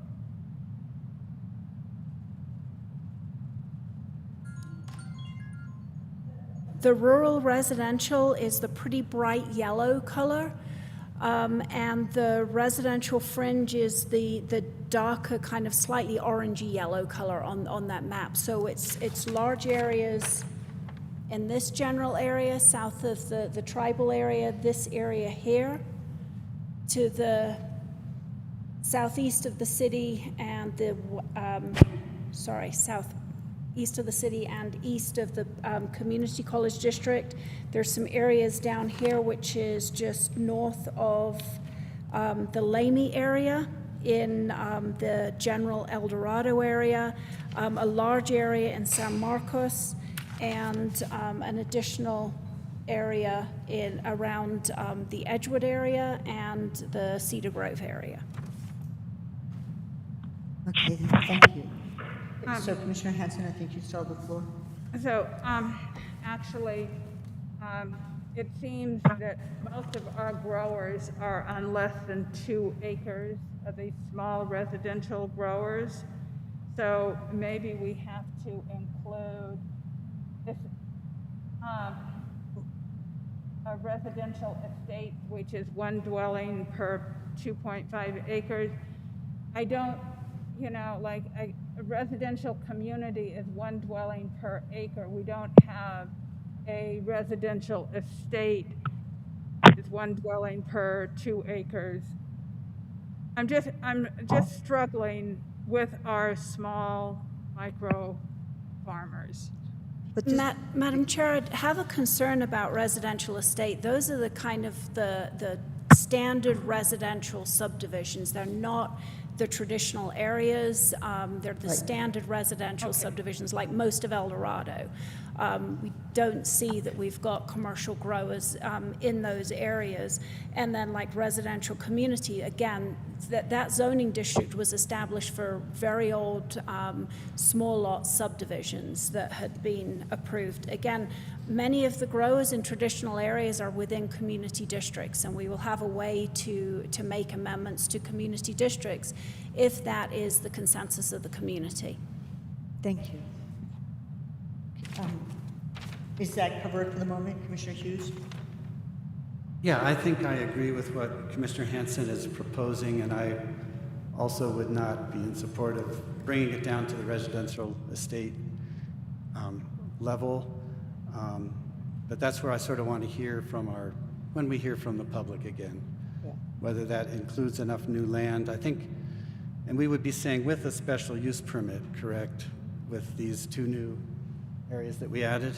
Conditional use permit. Conditional use permit, which means they would have to prove they had the water, right? Because I can see some of these yellow areas are places that are very dry and would not have enough water to grow even 200 plants probably, So, okay, Penny, if you're going to address that. Madam Chair, Commissioners, what that would mean is through a CUP process is discretionary. It would go through a public hearing process, so neighbors would be able to discuss possible setbacks and whatever else would be relevant in that area. Water would just be one of the items discussed, and again, it would be regulated by the OSE unless it was using a well that would require a hydrology report. Thank you. Thank you. The only other thing I want to add is, I forgot to add before, that I wanted to thank the staff for looking at the 300 feet and 200 feet distance from each other. I don't feel strongly one way or another, so I'm fine with what the Planning Commission went with unless somebody else wants to change that. Excellent. Thank you, Commissioner Hughes. Commissioner Garcia? No questions? Commissioner Roybal? Do you have any further questions before I reopen public comment? I don't at this point. Would like to hear from the public. Okay, thank you. I too want to hear from the public, but in general support Commissioner Hansen's suggestion. So I'm going to go ahead and reopen public comment. Once again, can we self-sort and anybody who would like to speak? You're already sworn in. I think you'll just get confirmation of that, but if you can restate your name and that you're already sworn in.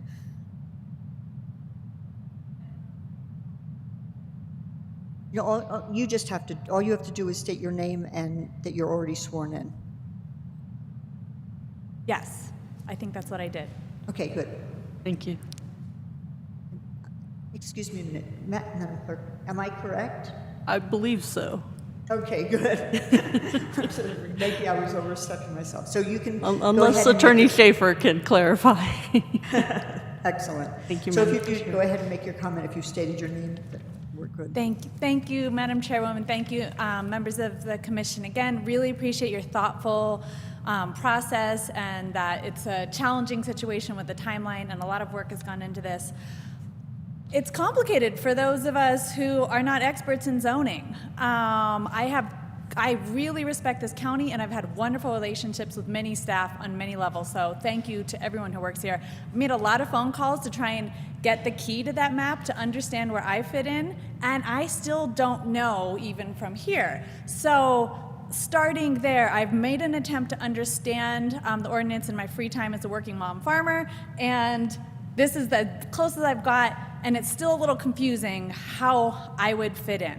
I think my most important point I would want to make is that traditional communities, the communities, my full-time job's with the New Mexico Acequia Association, we're the majority of farmers at Farmers Market. I'm the past president of the Santa Fe Farmers Market. We live pegados next to each other. We do not live on big farms. We do not have big ranches and big barns. We're right there. We have the traditional infrastructure of the acequias that's described as what the traditional communities are. I would really urge that we make it clear that traditional communities are permitted to have micro licenses. Whatever the proper language you all can translate that into. Permitted what? Permitted that traditional communities can have micro licenses. They're permittable. You all will make it the right semantics. That would really be my summary point. I think contentions around odor are very different when you have chemical grows, when you have indoor grows, small micro grows. I'm really legitimately hoping I could grow on 0.18 acre. That's not my whole property. That's the area where I would like to grow cannabis maybe someday. And that's more than ample space with the acequia water rights that we have. I would be happy to get all into the issues of how Cannabis Control Division is working with OSC and how those regulations, all of you should consider making comment on them, because I think we need to be very concerned about the expedited permitting and leasing that could happen, and that's a whole other ball of wax that we're not going to be able to address, but the county should not think that OSC is going to make this perfectly clean and that there'll be no impacts for other water users. I think I'll leave it at that. I really hope you consider expanding the language so that it's clear that traditional communities, this is a traditional medicine, and we would like to continue growing it in traditional ways. Thank you again. Thank you. Madam Chair, can you guys bring up the map again? We're actually talking about the map and disappeared on me. Yeah. Thank you. Thank you. Who else would like to make additional comments? And I am sworn in.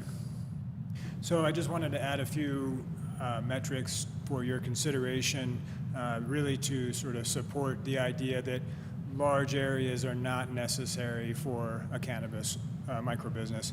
And I also want to clarify, I'm not a cannabis microbusiness. As a hemp company, we're vertically integrated, and as we enter into the cannabis space for adult use, we will be vertically integrated, and we're entering at the highest scale possible. Why am I here then? I'm here to support the micro businesses. None of this affects me at all, but I recognize that this is my community. It's been my community my whole life, so that affects me. So the metrics that I'd like to share is, as a viable small business of a micro business owner and operator, the average cannabis plant is going to consume roughly 25 square feet per plant. So what that should tell us by some basic multiplication is that 1 acre or a half acre is substantially more adequate than necessary for a microbusiness license. Commissioner Hansen, when you acknowledged that we are in an arid environment and how that affects the smell, you made me dance inside. This is a very key point. Planning, and I want to acknowledge their hard work, when citing that smell was a concern in the region of Washington, which we all know is vastly different than our New Mexico high desert region. This is a very real point that Commissioner Hansen brought up. The smell, again, is an organic compound produced by the plant, not to get off in a chemistry lesson here, but as those plants sitting in an outdoor environment are constantly off-gassing these smells, they are at no point compounding. Therefore, the smell of an open field will be substantially less than a commercial greenhouse. Yes, we have 10 acres, but we also have substantial greenhouses. So the smell coming from our field is virtually unnoticeable. The smell coming from our greenhouses is quite noticeable. That's because those organic compounds are building in a closed environment. So be it an indoor environment or any controlled environment, those compounds are going to build and therefore become more odorous. In an outdoor open-air environment, such as a traditional row crop, this is a non-issue. So I wanted to bring those points for your further consideration. I also wanted to clarify on my earlier testimony, I really have only just this nuanced concern with respects to limiting microbusiness licenses because of a smell issue. I am all for this proposal moving forward, and I agree, it's not a perfect world, and it's hard to get there sometimes, and it takes many steps. But moving forward is certainly something that I would like to see for Santa Fe County with respects to microbusiness licenses. And if that is through a special permit or another use pathway for microbusinesses, so be it. But indeed, time is of the essence. So I support this moving forward, but with these considerations. That's all. Thank you so much. So is there anybody else present in person or on WebEx who wants to make any additional or new comments? Okay, somebody's coming forward.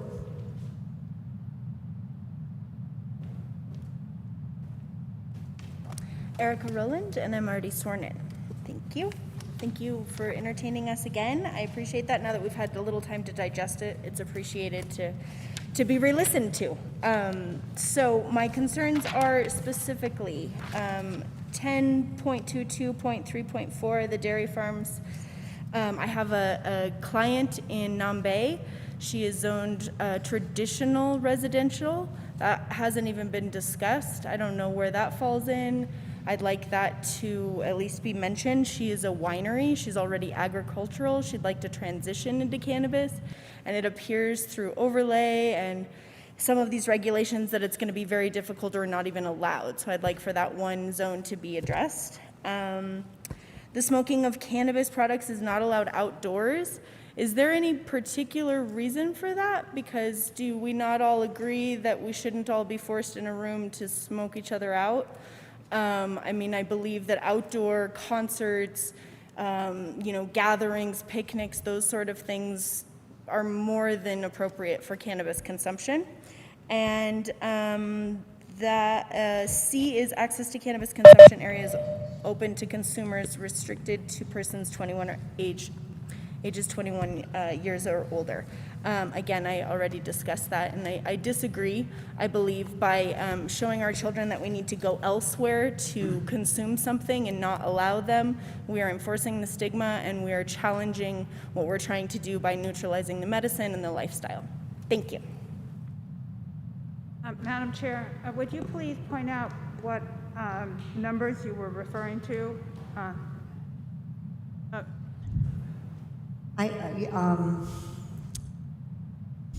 Can you please come back up and just repeat the section numbers, the last two that you were referring to? The first one was... Yes. The first one was the dairy farms, that's 10.22.3.4. Below that is 10.22.3.6, Section A and Section C. Thank you. Oh, and I'm sorry, I have one more. Thank you for asking me back up. 10.22.5 is the cannabis retailers and consumption sites not to be located within 200 feet of another. Oh, of another. It's not each other? Because if we're doing vertically integrated, they would be on the same premises. Yeah. You can do vertical, but this is just to competing? It's just to keep it from taking over one whole area. Saturation. Okay. Thank you. Thank you very much.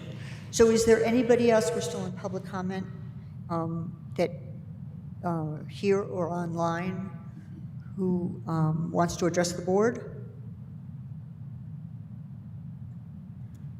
Hearing none. Oh, yeah. Yes, Oh, please. thank you. There is somebody coming up. Hello, can you hear me all right? Oh, somebody else is there. Sorry. Yes, we'll get to you online in just a moment. There's somebody here in person, and then I'll come to you. Very good. So I think you need to get sworn in. Have you already been sworn in? I have not. All right. Do you swear to tell the truth, the whole truth, and nothing but the truth? I do. For the record, before you testify, please state your name, address, and that you are under oath for your testimony to be considered valid. My name is Lori Lindsay. I'm 2865 Highway 14, Madrid, New Mexico, 87010, and I am under oath. My question is regarding the separation of the retail versus the consumption areas. That's also 200 feet. And I'm wondering, that seems like a very big limitation, like, if you buy a large building to be able to subdivide it into two separate businesses. I mean, it's the same business, but there might not be 200 feet apart, and I wasn't real clear on that in the information. And also, my other thing that I'm always concerned about in Madrid is the SLDC process did not get accurate representation in Madrid, and so a lot of the uses and the zonings were not really approved by anyone in Madrid. So I'm hoping that the changes to the SLDC zoning for traditional communities is truly streamlined and doesn't turn into like a 3 or 4 month process. Thank you, that's all I have. Thank you very much. And before I think we can potentially get your question answered, I'm going to go to the person who was online who wanted to speak. If you could state your name, and if you haven't been sworn in, if you could get sworn in. My name is Allison Gilman, and I have not been sworn in. Madam Clerk. Okay. Do you swear to tell the truth, the whole truth, and nothing but the truth? I do. For the record, before you testify, please state your name, address, and that you're under oath for your testimony to be considered valid. I am Allison Gilman at 50 Tarantula Flats, Cerrillos, New Mexico, 87010, and I am under oath. Thank you. Thank you. Go ahead. Thank you, County Commissioners and the chambers and everyone attending. I just wanted to make a statement as a small family farmer that diversification is a really important aspect of how we make a living. And especially over this past year when we realized that the more we can stay close to our rural homes and make a living on our rural homes and lands, it can make it a lot better. So I just wanted to encourage the Commission to consider this ordinance as a vital aspect of small family farms and how one might be able to add to our income base rurally. Thank you. Thank you very much for the comment. One more time, is there anybody else online or in person who wants to address the commission? Darren Munster from Lawala. I remain under oath. Thank you. Go ahead. I would just like to reemphasize that I think it's appropriate to enter, I'm not sure where it fits into the ordinance, but to enter specific language regarding the opportunity within the community overlay process. And I would request respectfully too that the Board of County Commissioners consider adding automatic permitting of micro licenses within traditional communities, maybe to reduce the application load for overlay modifications or for variances in the future. That's all I have. Thank you. Thank you very much. Is there anybody else who cares to address the board? Michael on this matter? Ciano. I'm sorry? Michael Ciano. Go ahead. I've been sworn. Yes, and again, I guess I would just like to reiterate again that as we've heard from other constituents in the room, that that as a micro business, you and as an entrepreneur, you would be able to grow 200, 400 plants on an acre or less. And I would think that approaching the micro business category is to make that as unrestrictive as possible in order to be able to help your local economy, your local community, your small farmers. And so by potentially even taking that out of the zoning process entirely, and I would suggest that looking at it as the micro business are exempt as a potential. And then if you want restrictions in zoning, then you do that on people who can afford 50, 10, 100 acres, and really try to make the barrier of entry for the majority of your constituents as easy as possible. Thank you. Thank you very much. Is there anybody else online or in person who would like to speak to the commission? I've been trying to raise my hand. Is that somebody speaking? I didn't quite. Yes. Zach Sneesby, Cerrillos, New Mexico. I'm sorry, I can't actually, I barely hear you. Can you hear me better now? Just barely. Any better now? Any better? No, I hear a tone, but I don't hear the words. I can't make out the words. Can you hear me now? Yes. If I don't believe you've spoken before, can you please get sworn in? Sir, can you hear me? Mr. Sneesby? Can you hear me now? Yes. Let me Sir, turn my before camera. That's great, but I don't believe you've spoken before, so I'd like to let the clerk swear you in. Oh, of course. Thank you. Do you swear to tell the truth, the whole truth, and nothing but the truth? Yes, I do. For the record, before you testify, please state your name, address, and that you are under oath for your testimony to be considered valid.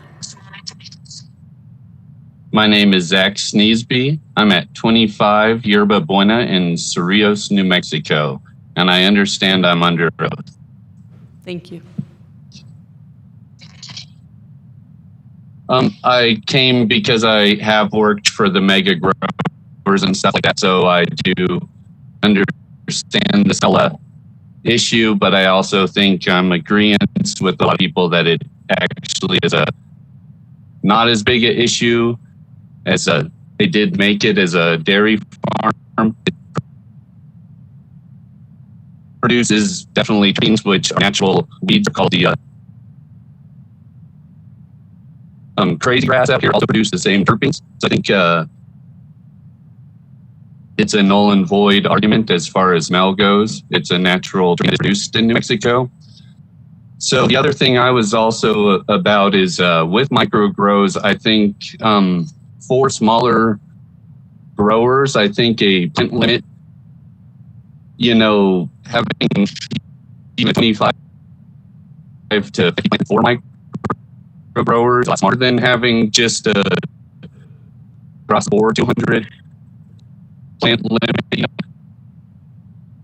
And then I'm also worried about the plant limit that they're going to up medical to, and how much water that's going to cost. Excuse me, Mr. Sneesby? Excuse me, sir, I'm really sorry. You're starting to really cut out every other word, so it's getting hard to piece together what you're saying. We would recommend that you turn off your video to increase your ability to speak. So sir, if you might, if you have a difficult, there you go. Thank you. I'm sorry about that. My concerns were maybe the plant limit being lessened to 25 to 50 for a micro grow permitting, to allow smaller entrepreneurs who are getting into this and that don't have the acreage. I think having a 200 plant across the board limit is hard for some people to justify as far as water usage. Plus, I'm worried about the water usage of mega grows as medical if they do up the plant count that they are allowed to grow.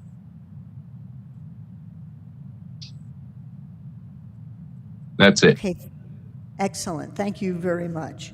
So I guess if there anybody else who needs to address the board.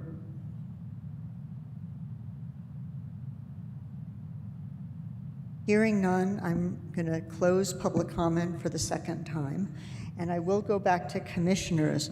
I wonder if Madam preemptively Chair, we could... Could I address one thing just so that it may be, if I could, and I'm sorry to interrupt. Absolutely. With regard to the limitation on who can be present in cannabis consumption areas that are open to consumers, that comes from state law. That's not something that we can change. With regard to cannabis consumption areas in which consumption is limited to consumption by qualified patients or reciprocal participants, as allowed under the Compassionate Use Act, you're not so restricted. You're not what, sir? You're not restricted to Yes. those who are 21 years of age or older. So I just want to clarify that for the record. Yes. The ordinance does distinguish between medicinal consumption areas and consumption areas that are open, again, for non-medicinal consumers. And with regard to the latter category, state law says that they have to be limited to those who are 21 years and older. So I want to just address that one point so that, if I could, we don't end up spending time on that particular issue.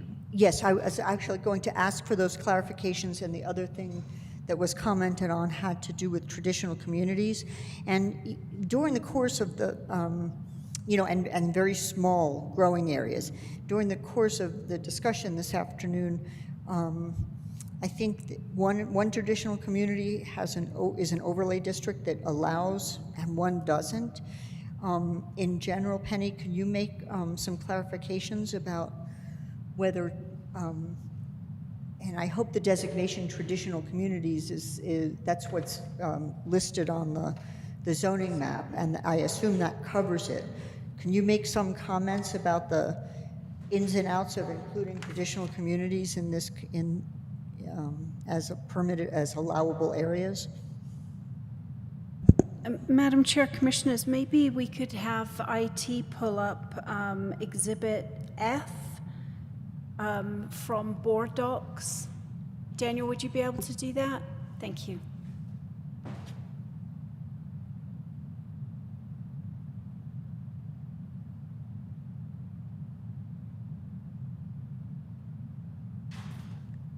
Penny, Madam Chair, Penny, what is Exhibit F or Exhibit S?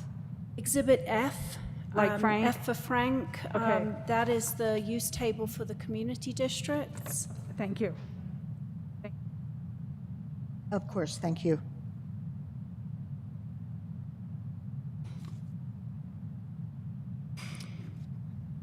Okay, so we can look through this, and I understanding we're talking about the outdoor grow issue at the moment.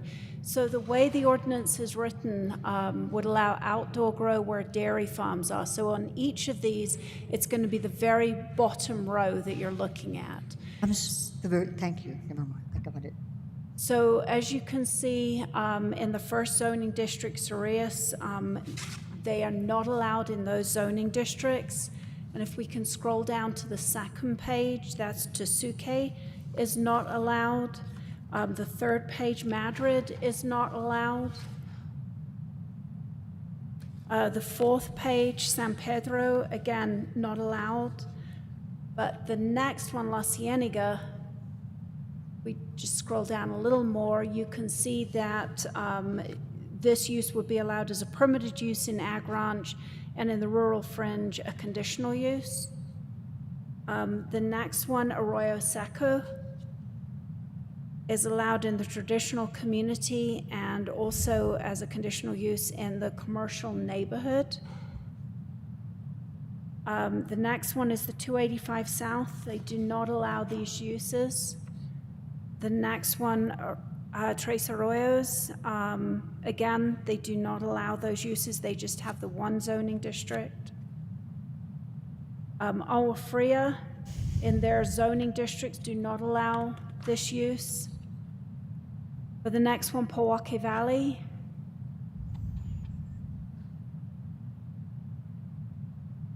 that's allowed as conditional in traditional community. San Marcos is the next one. They're not allowed in those zoning districts. Or the next one, Galisteo.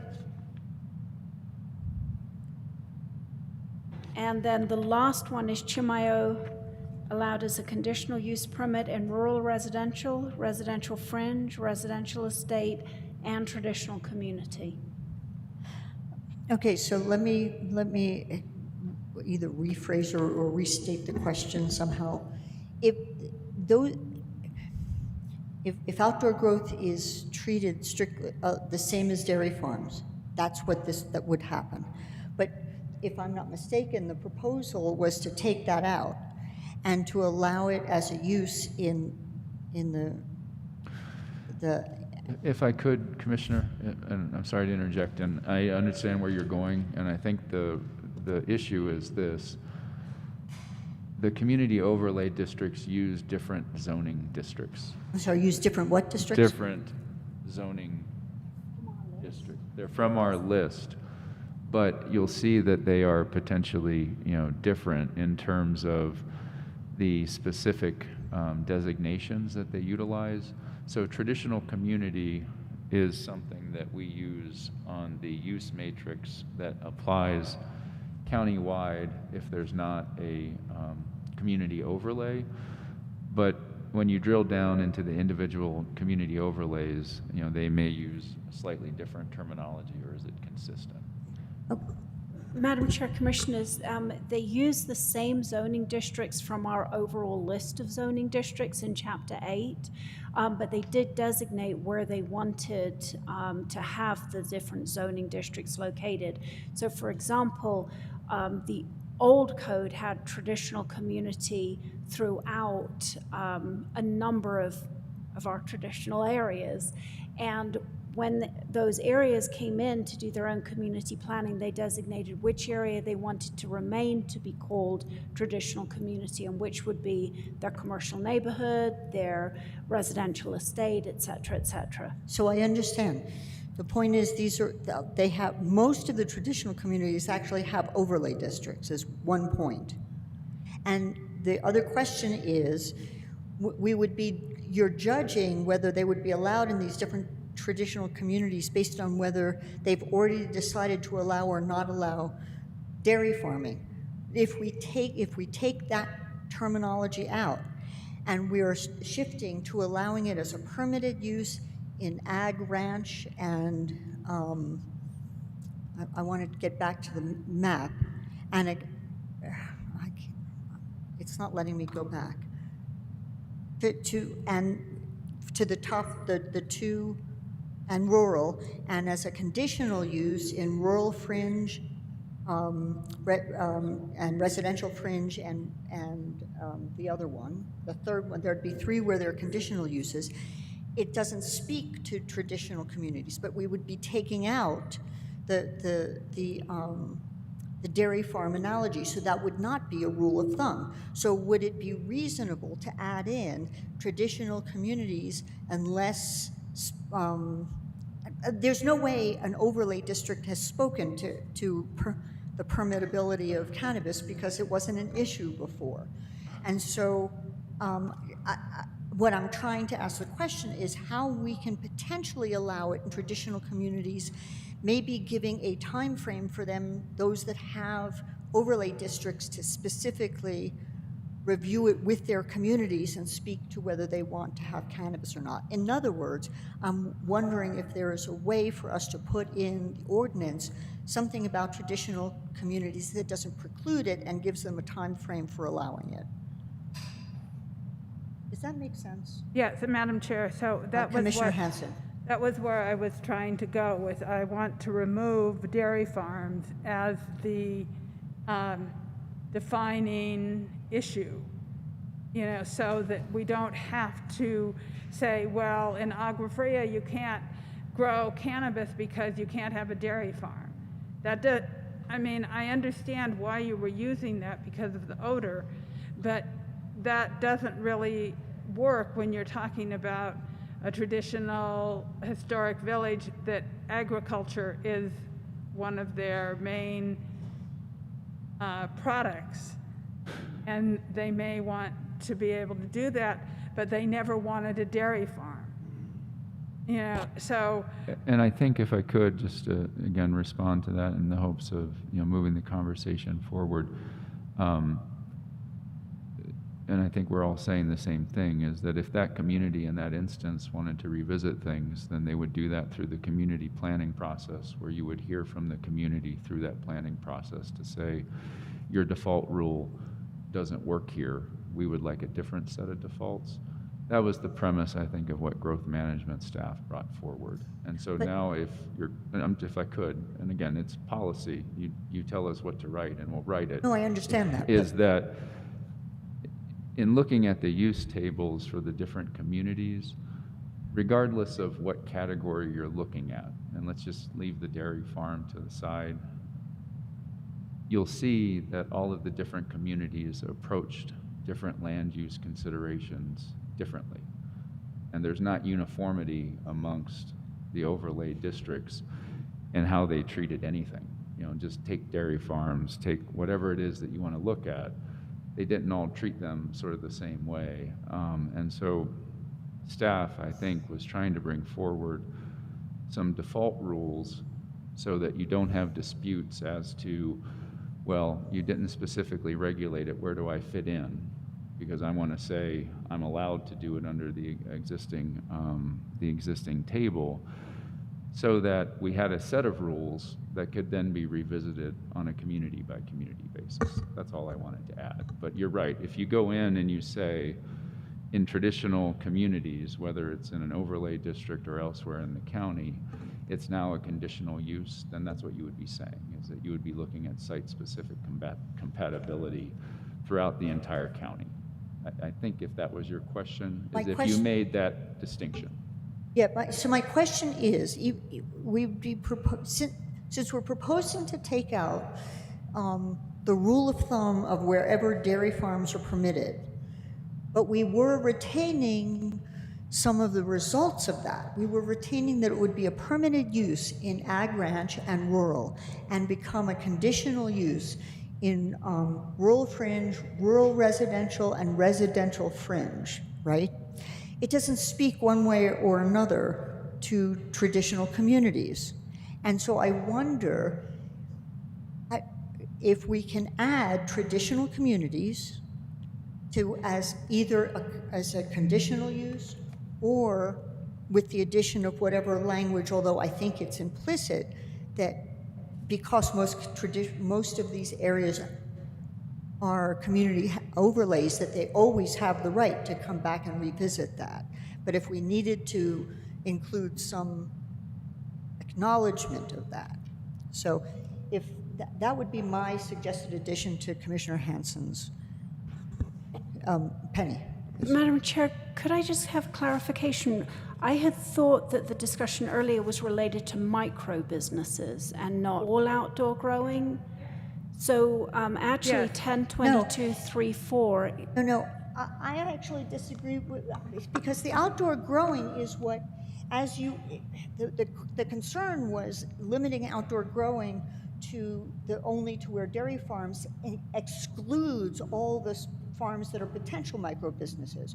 We're adding in areas for outdoor growing so that people in small areas with small acreages could do micro businesses. Isn't that correct?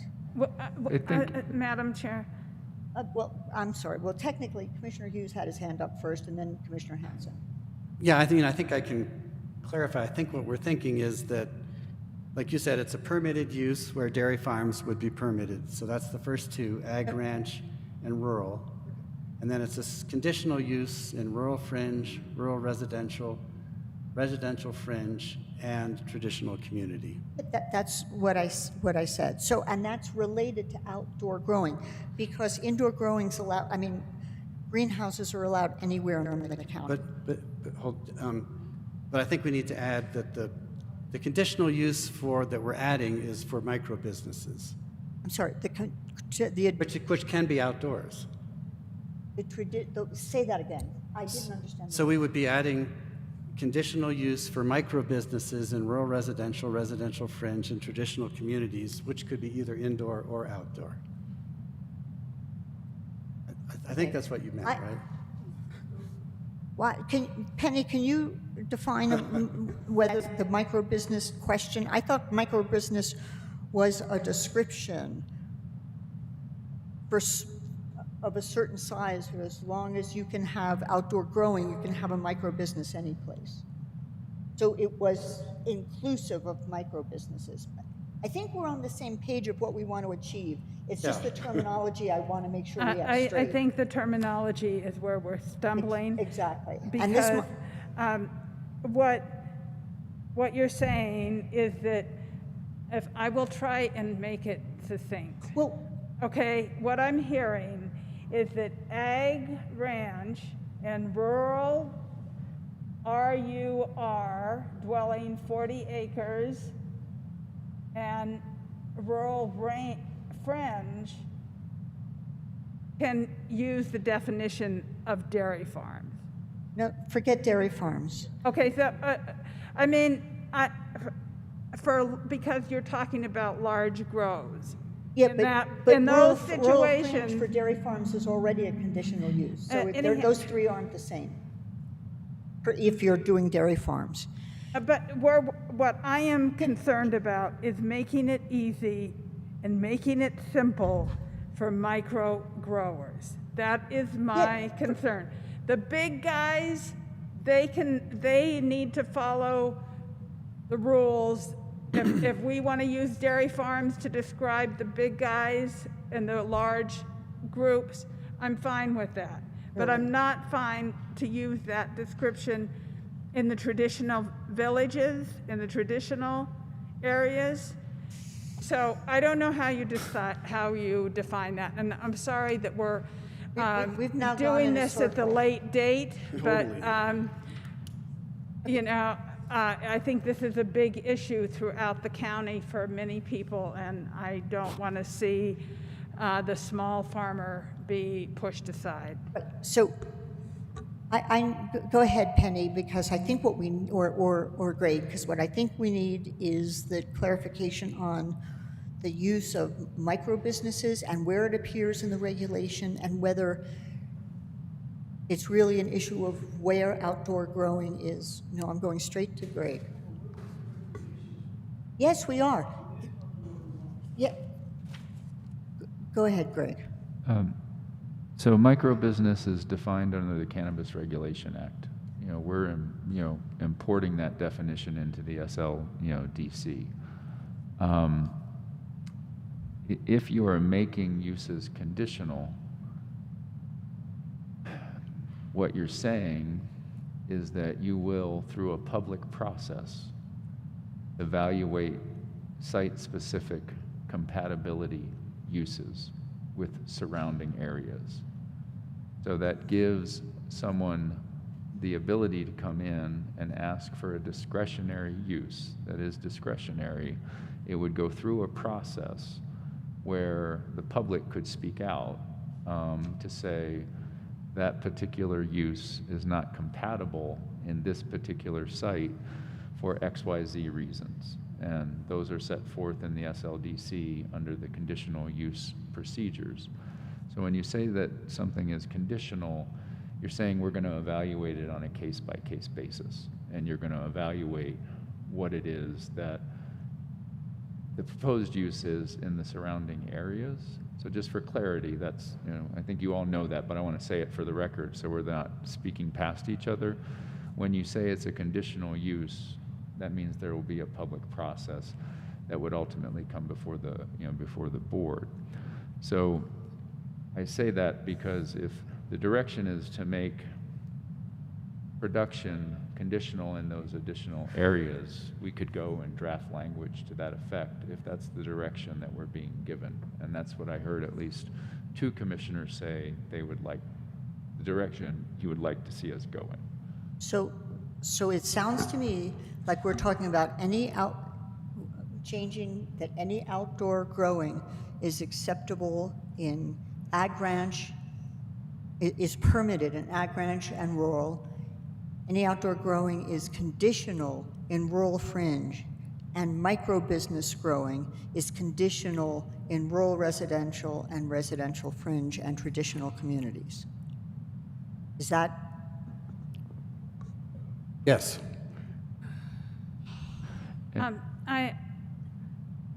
I'm struggling because we're dealing, you're saying that under the first reading of this rule, I was under the impression that large growers could not grow outside. Am I missing something? Yes, they can grow outside in any district where dairy farms. And so we're taking the dairy farm terminology, but retaining the areas. So they can grow outside at any size with in ag rural or conditionally in rural fringe. Okay, I just want to make it also easy for these micro growers to get a license and not that it's a really heavy lift for them, that they have to hire an attorney, they have to do all this work to get a permit or a license to grow on a small area, that's the other concern I have. So we were trying to, I thought the discussion was going to, that we were adding specifically small growers, micro businesses into the 3 additional areas as conditional uses.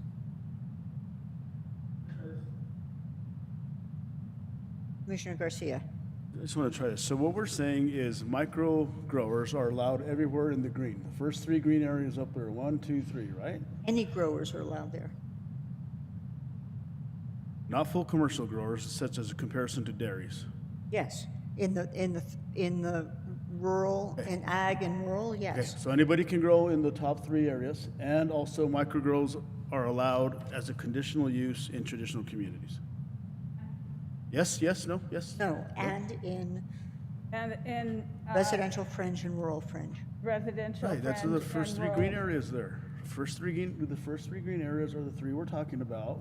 Also, I'm sorry. Also And in traditional rural- communities. Okay, let's not have everybody talk, it's true. Also in traditional my bad. communities, right?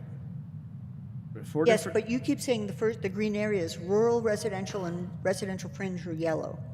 So that's why Okay, sorry. I had the confusion. Okay, so then let's go through the colors. So the first one is allowed, green, then the lime green is allowed, the 3rd one is allowed, the 4th one is allowed, the 5th one is allowed, correct? and traditional communities. I don't know what allowed means. For micro growers. Yeah. The first, Okay, is that correct?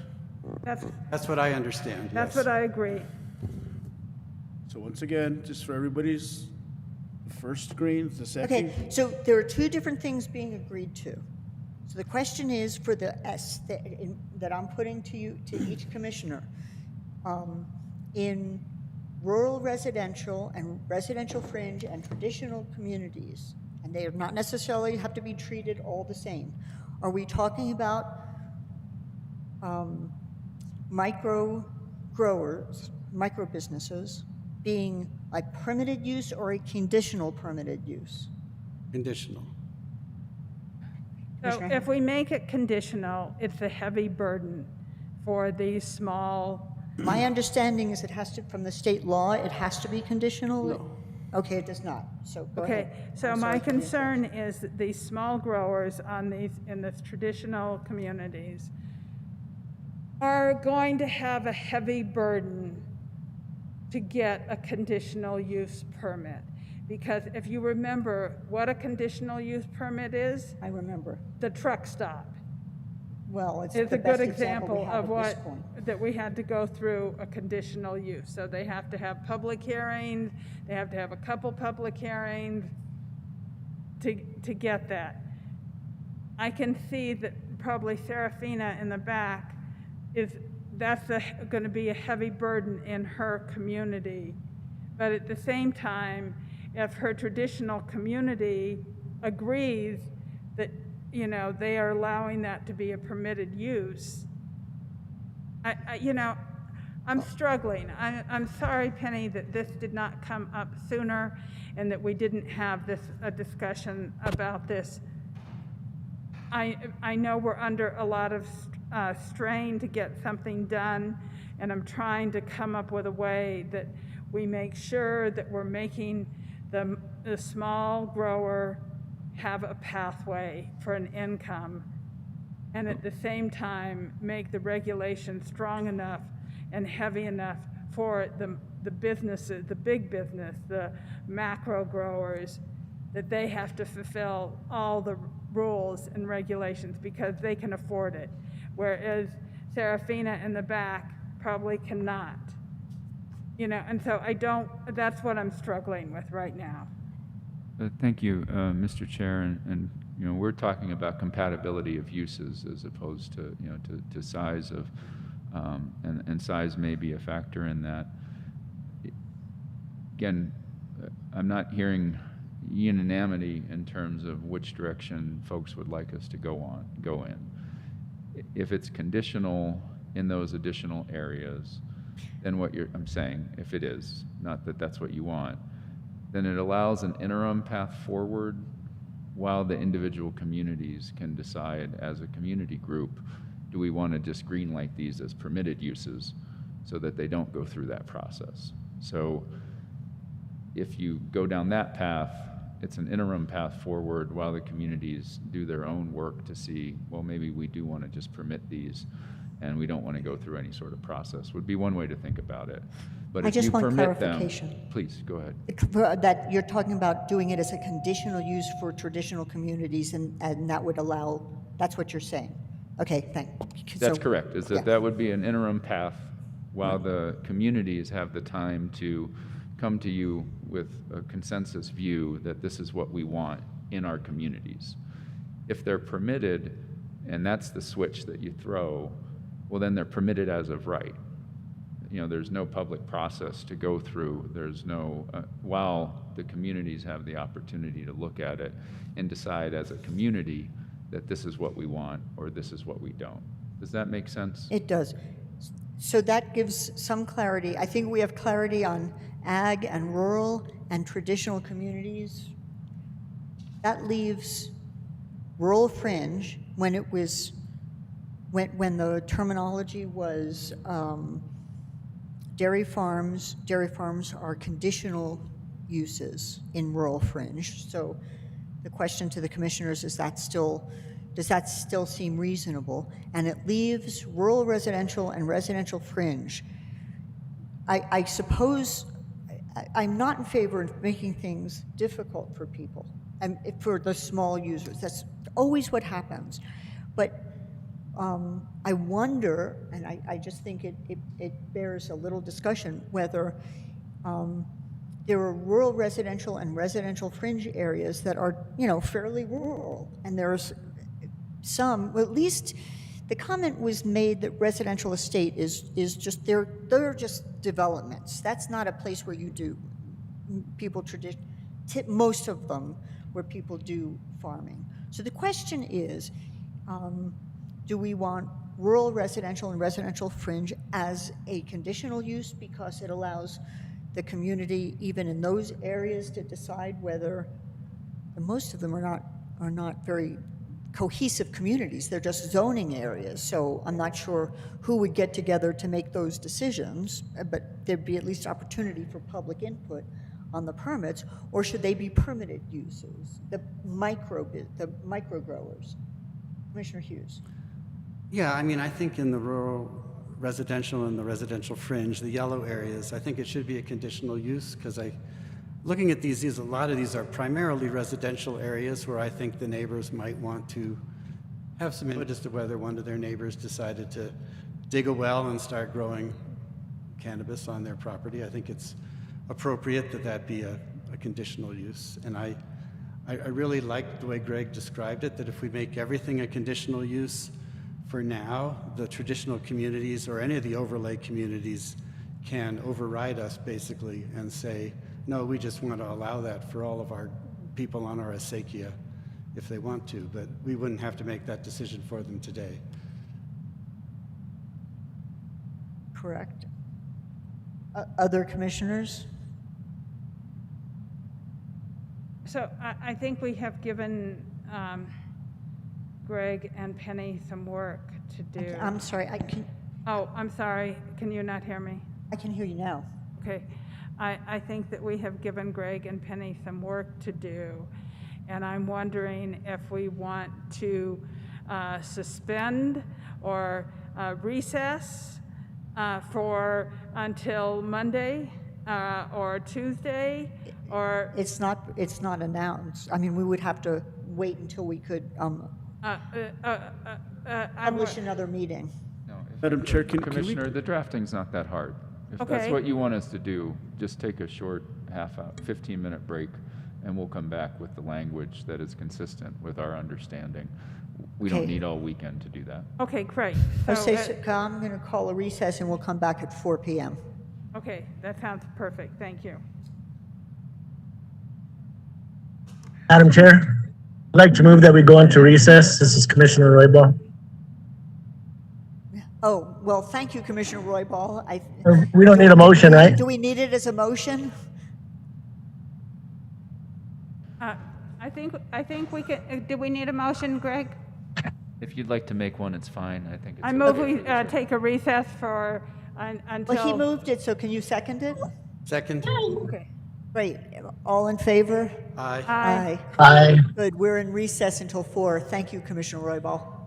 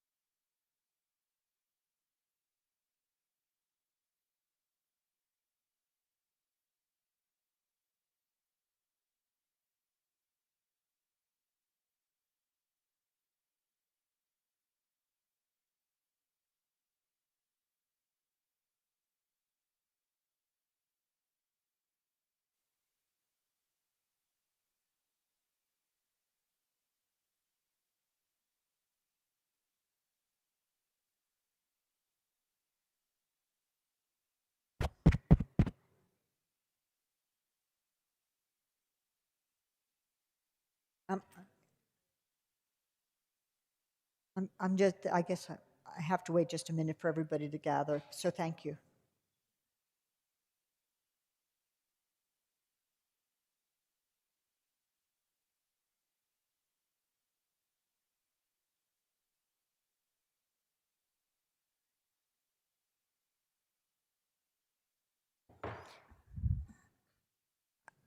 I'll wait just a moment till Penny comes in, or can I start, or Mr. Schaefer, can I?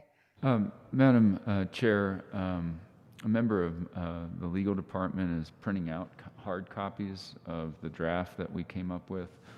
Thank you. And they'll be brought out and passed around. There'll be a few available for the audience as well.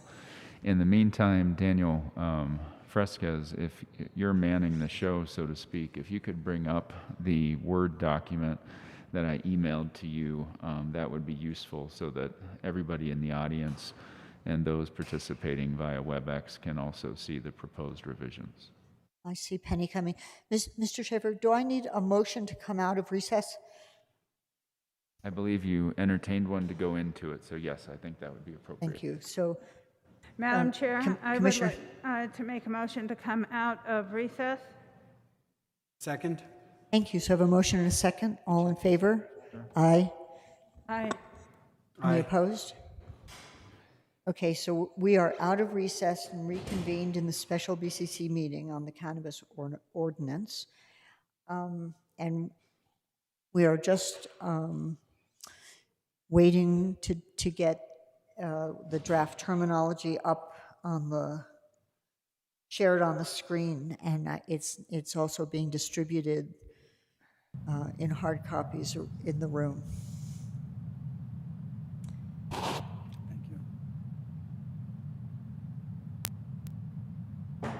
Thank you.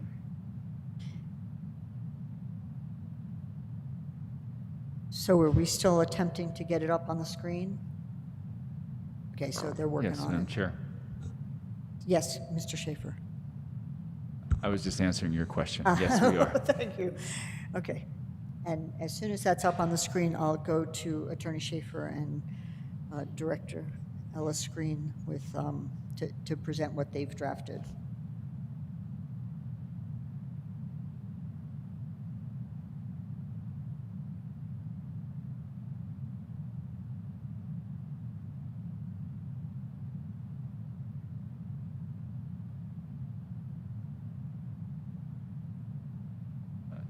Thank you, Madam Chair and Commissioners. We attempted to draft, generally speaking, what we understood to be the direction of the board. TJ, if you could scroll down to page 3 of 10, it's 10.22.3.4. The first proposed revision concerns where cannabis plants can be cultivated outdoors. The proposed language in front of you would make that a permitted use in all agriculture, ranching, and rural zoning districts, including those that are located in community overlay districts, and would make the outdoor cultivation of cannabis plants a conditional use in all rural fringe, rural residential, residential fringe, and traditional community zoning districts. That's what we had understood the direction of the board to be, with one caveat, which is this. In our draft, we did not propose to distinguish between cannabis producers and cannabis producer micro businesses for the following reason. If it's a conditional use, what that means is you're going to look at site-specific compatibility issues. And if you are making a site-specific decision as to whether or not a use is compatible with the surrounding area, it did not seem, from a land use perspective, to be material as to whether or not you are a cannabis producer or a cannabis producer, micro business, because you're going to take size into account when you're making the site-specific determination of whether or not the outdoor cultivation is actually compatible with surrounding areas. The next proposed revision is on page 5 of 10, and it's a new proposed section 10.2210.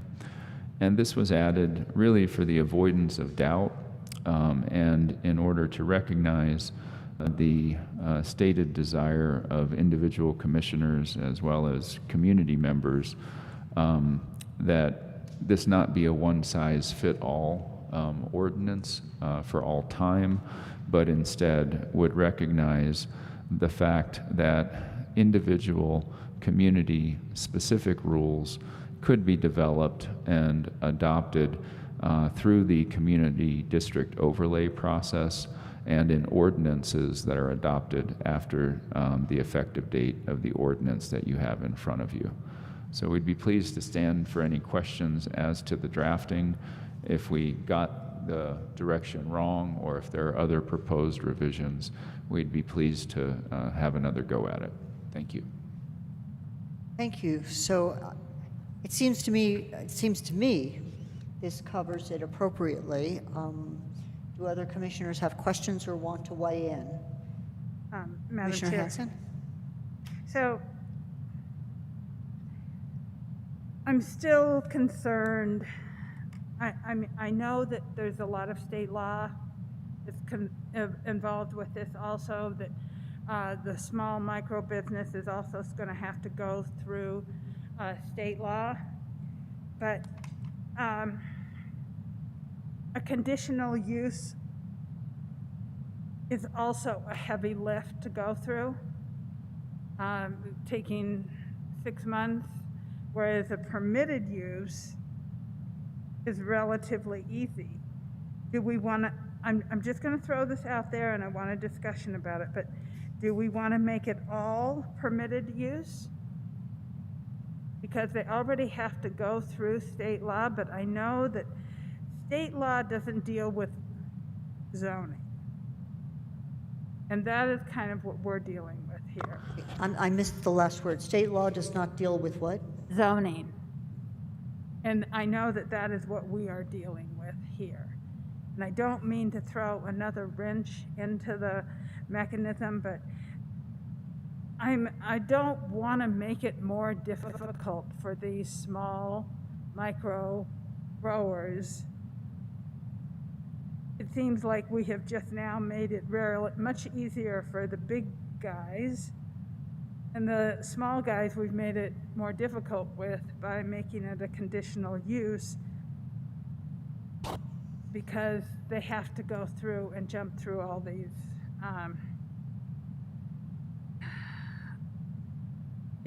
I'm just thinking about with a conditional use, we have the right to turn it down. With a permitted use, we do not, and I recognize that. So, I'm using the two examples. We had the general dollar store that was a permitted use. We couldn't really not say they couldn't be there. With the truck stop, we could say, you can't be here. So I'm just posing this question. And maybe Greg or Penny would like to answer me. I think that's also for the other commissioners to weigh in on, Oh, so yes, maybe of we course. can go down the line. Yeah. Commissioner Hughes? I do understand I agree that that's a dilemma. And I guess I'd quite like to hear more, especially about what the state requirements are and whether those might be enough to, whether, I guess my concern about not making it a conditional use is would neighbors have any input into the decision? And I'm not so worried about traditional communities where everybody's growing something anyway, but someone who was going to start a farm in a place that had been just residential, that might be a bit of a problem. But I'm certainly interested in hearing what everybody else has to say. Commissioner Garcia? Yeah, Commissioner Roybal, are you on the line? Yes, I'm here, Commissioner Hamilton, and I do agree that I want to make sure that we make it as, I don't want to make more restrictions for some of the smaller business and microgreen growers. So I think I would be okay with changing it to a permitted use versus conditional. So, just my thought, but I think that I want to thank staff for putting that together in a small amount of time. I think it captured pretty much everything. I do have some concerns. So Commissioner Roybal, I'm going to repeat because I don't think I caught everything you said. Did you say you would be okay with it being a permitted use as opposed to a conditional use? That's correct. Well, so it's interesting because I want to make sure everybody's protected, but the dollar store example, that was an industrial development area, a business development area, so designated by the community as a business. So that's why it was a clear permitted use. We're talking about residential areas, and it makes sense. I mean, the concept, to me anyway, I mean, it's just my opinion, of having, you know, the zoning areas that we are specifying, residential fringe, et cetera, there is some range of activities and across the whole county in areas that are zoned similarly. So it's not uniform, and I think that's the ability to take compatible uses into account. That's the appropriate language for recognizing that variation and giving the community opportunities to weigh in.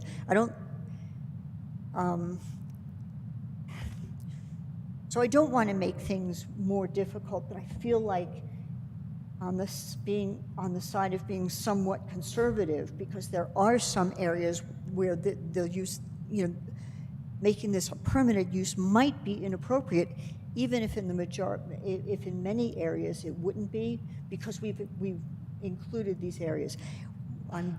Yes, Attorney Schaefer. Madam Chair, I just thought, again, reflect upon the conversation that got us to this draft, which is that, you know, this is an initial set of placeholder regulations, and that the expectation is that individual communities, including the traditional communities, will go through a planning process, if they choose to involve the entire community to decide what they think is appropriate relative to these issues. And I thought it might be useful if Ms. Ellis Green could describe a little bit more what that process looks like, just to remind everyone what a true community development process would look like, so that you would have some assurance that if that process were followed, the entire community would be involved, or at least we would make every effort to make sure that the entire community was involved. Would that be useful, Madam Chair? Sure. Thank you, Madam Chair, Madam Commissioners. Chair?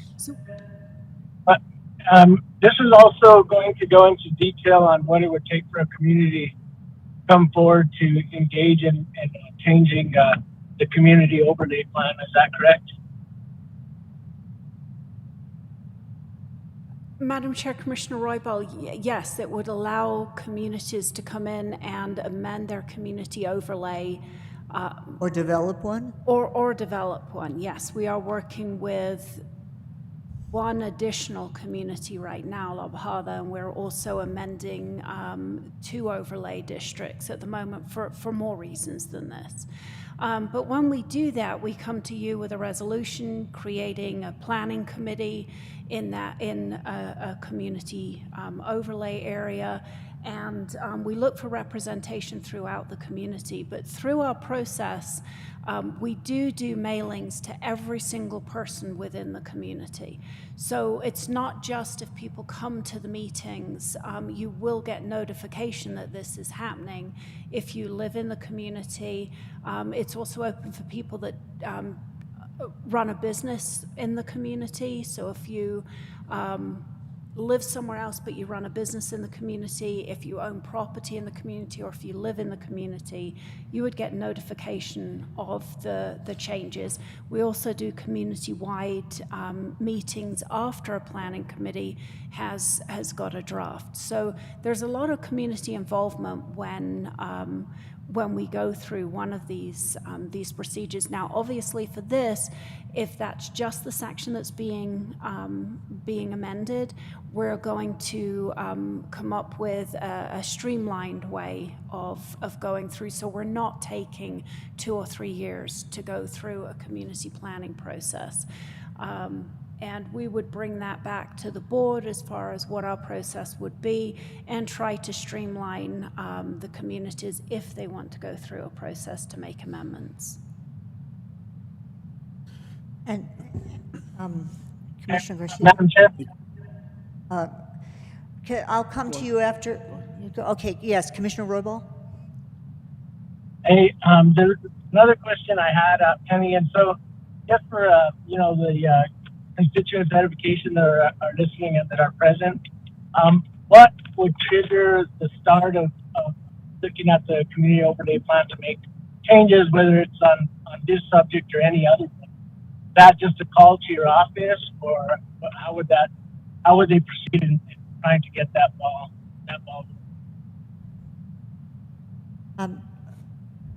I think we got most of the words, and I think Attorney Schaefer got most of them. So if you'll summarize what the commissioner asked and then answer it, I'd really appreciate it. Madam Chair, Commissioners, I believe what the Commissioner was asking is how a community process would start.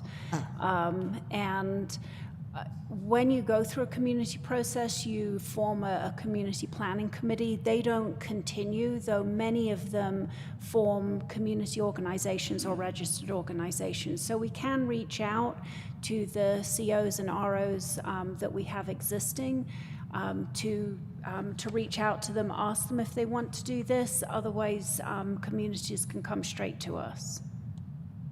And I'm sorry, Commissioner Garcia. Madam Chair, thank you, staff. So I'm going to use my communities as an example when you're talking about either adoption or amending an existing community plan, because I think it's near the time whenever some of my communities need to revisit their community plan for several reasons. One of them, La Cienega. We have a new board. That board may want to take a different direction, possibly Surreal. They still have the existing individuals, possibly Madrid, where we may need to adjust that community plan. And so whenever we do a community plan overlay, everybody gets involved. I understand that. So explain to me on number 2 here, where it says a conditional use in these rural fringe, rural residential, fringe, and traditional communities. What does a conditional use mean? And what process do they need to go through? A conditional use is where you submit to the county kind of a conditional use permit. So you'll have a site plan, a report that addresses landscaping, lighting, signage, anything that's relevant. And a conditional use permit will go in front of the hearing officer and planning commission. So as opposed to submitting the same things, but a permitted use doesn't have any discretion in it, you would get an administrative approval. So, Madam Chair, so just the concerns I have, if I'm a neighbor, and notification for conditional use is how? Notification for permitted use is how? I just want to know, I'd like to know, if I'm a permitted use in this district, what notification do I have that my neighbor here, Commissioner Hamilton, is going to have a garden? And under conditional use, then what is the notification I get from her proposal? So under a site development plan, which would be an administrative approval, we put a yellow poster board on the property, or the applicant does. Say that again, I'm sorry. A yellow poster board on the property, no other notice. If you're doing a conditional use permit, you would notice in the New Mexican and to your neighbors, as well as the yellow poster board, because you're going through a public hearing. So if the county commission was actually to say, okay, we're going to allow this permitted use because we're having to come up with these guidelines because of the state legislature and where we're going, a whole nother topic is going to be where you can smoke and where you can do it and all that. That's where we'll get to that not today. So if it's a permitted use, the county commission could say, okay, it's a permitted use under so many plants because the state law is allowing it. And so we're being a little more, as Santa Fe County is being a little more proactive and saying, state law says we will and have to do this. We're creating some regulations. What is the process for this greenhouse, this outdoor growing? That's where we're at right now. And so if we allow it as a permitted use, we can actually tack on there and say, you must put a yellow board on your property for 15 or 30 days.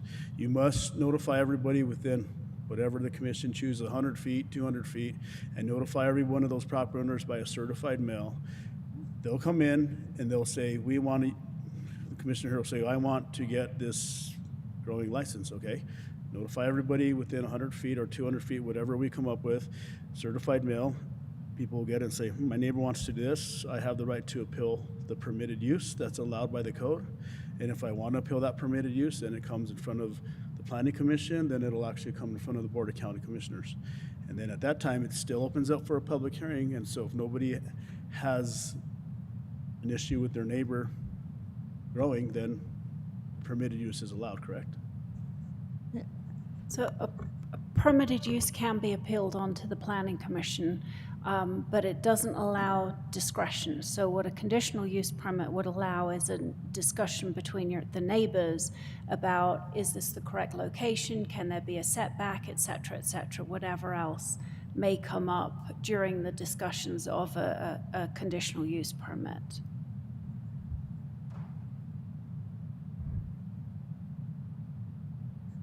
So if I may, oh, are you going, do you have more questions? Because okay, so let's go around. Commissioner Hughes and then Commissioner Hanson. So I think what we're struggling with here is how to not be too permissive, but to not be too strict on the people, the smaller growers. And I wonder if one of the things we could think about, and this is probably a bad idea, but I'll just put it out there. We could put the traditional communities up in the permitted use area, but leave the rural fringe and rural residential as conditional uses. Or another thing we could do is leave it as is, but add something to the permitted use that it's permitted in those areas, plus anywhere that dairy farms would have been allowed, which would allow some of the communities that would have had dairy farms to automatically have cannabis. Did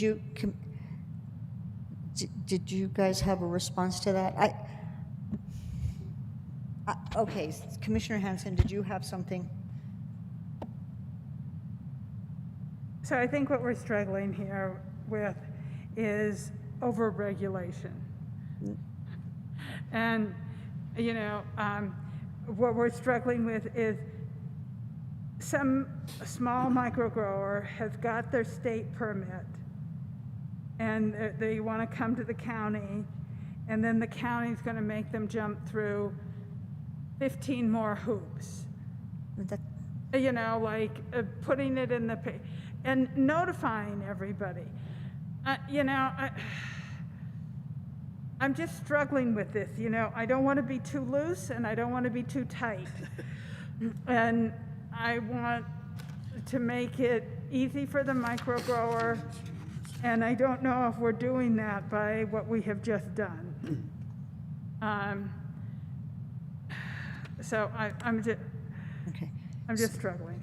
Okay, so I'm going to take my turn to speak my mind. The microbrewery is a good example.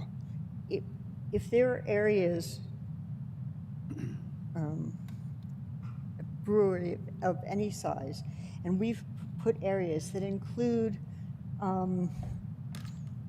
rural fringe in East Glorieta and in residential fringe in Glorieta proper.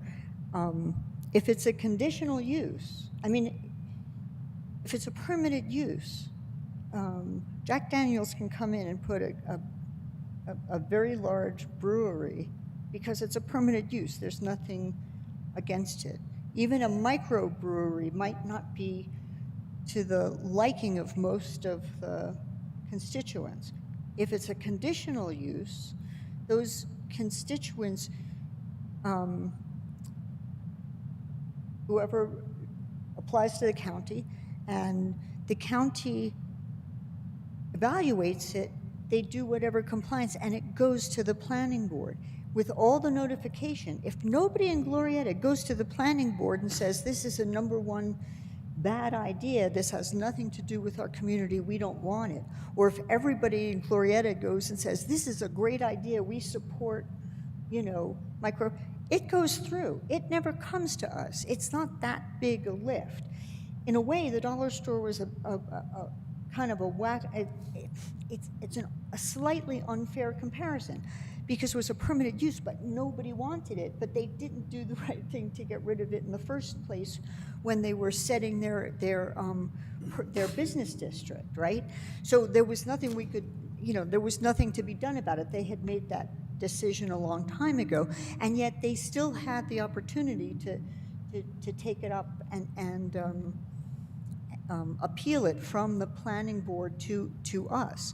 If somebody applies for that microbrewery in Glorietta and the planning, everybody objects to it and it's a conditional permit and the planning commission approves it anyway, they either leave it or appeal it to us. For something at this level, I don't think we're adding 16 hoops. It's kind of arbitrary. I mean, no matter what, there are things they're going to have to make demonstration of if it's a micro business or a regular sized business. So those things we're not going to get rid of those things. I don't think we have on the table automatic permits, like with no conditions. I don't mean conditions as in conditional uses, with no demonstrations that have to be made to show you have water and you have the land and you have the whatever. So in my opinion, we have expanded the areas where it would now be easy to get a permit unless there's substantial community opposition, and there is always there always remains the opportunity to modify the ordinance directly or through an overlay district. Commissioner Hanson. I agree. I mean, that is the one thing that I feel we are under this pressure. We need to get this done because we want rules in place by the time the state law, and we have the ability to change this ordinance. And so we have changed the SLDC when we saw that things didn't work, and the driveway permit being one example. And so maybe this is what we do for now, recognizing that we have included the traditional historic villages by this addition of 10.22.10, correct? And that we can go forward, and hopefully we haven't created too much obstacles for our community. Commissioner Garcia. Madam Chair, I'd like to make a motion.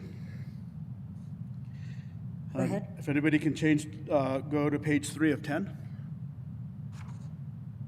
Hang on. You're making this as a motion? You're making a change? Did you propose the change and allow discussion on it, or go ahead and make the motion? I guess that's correct, if that's appropriate.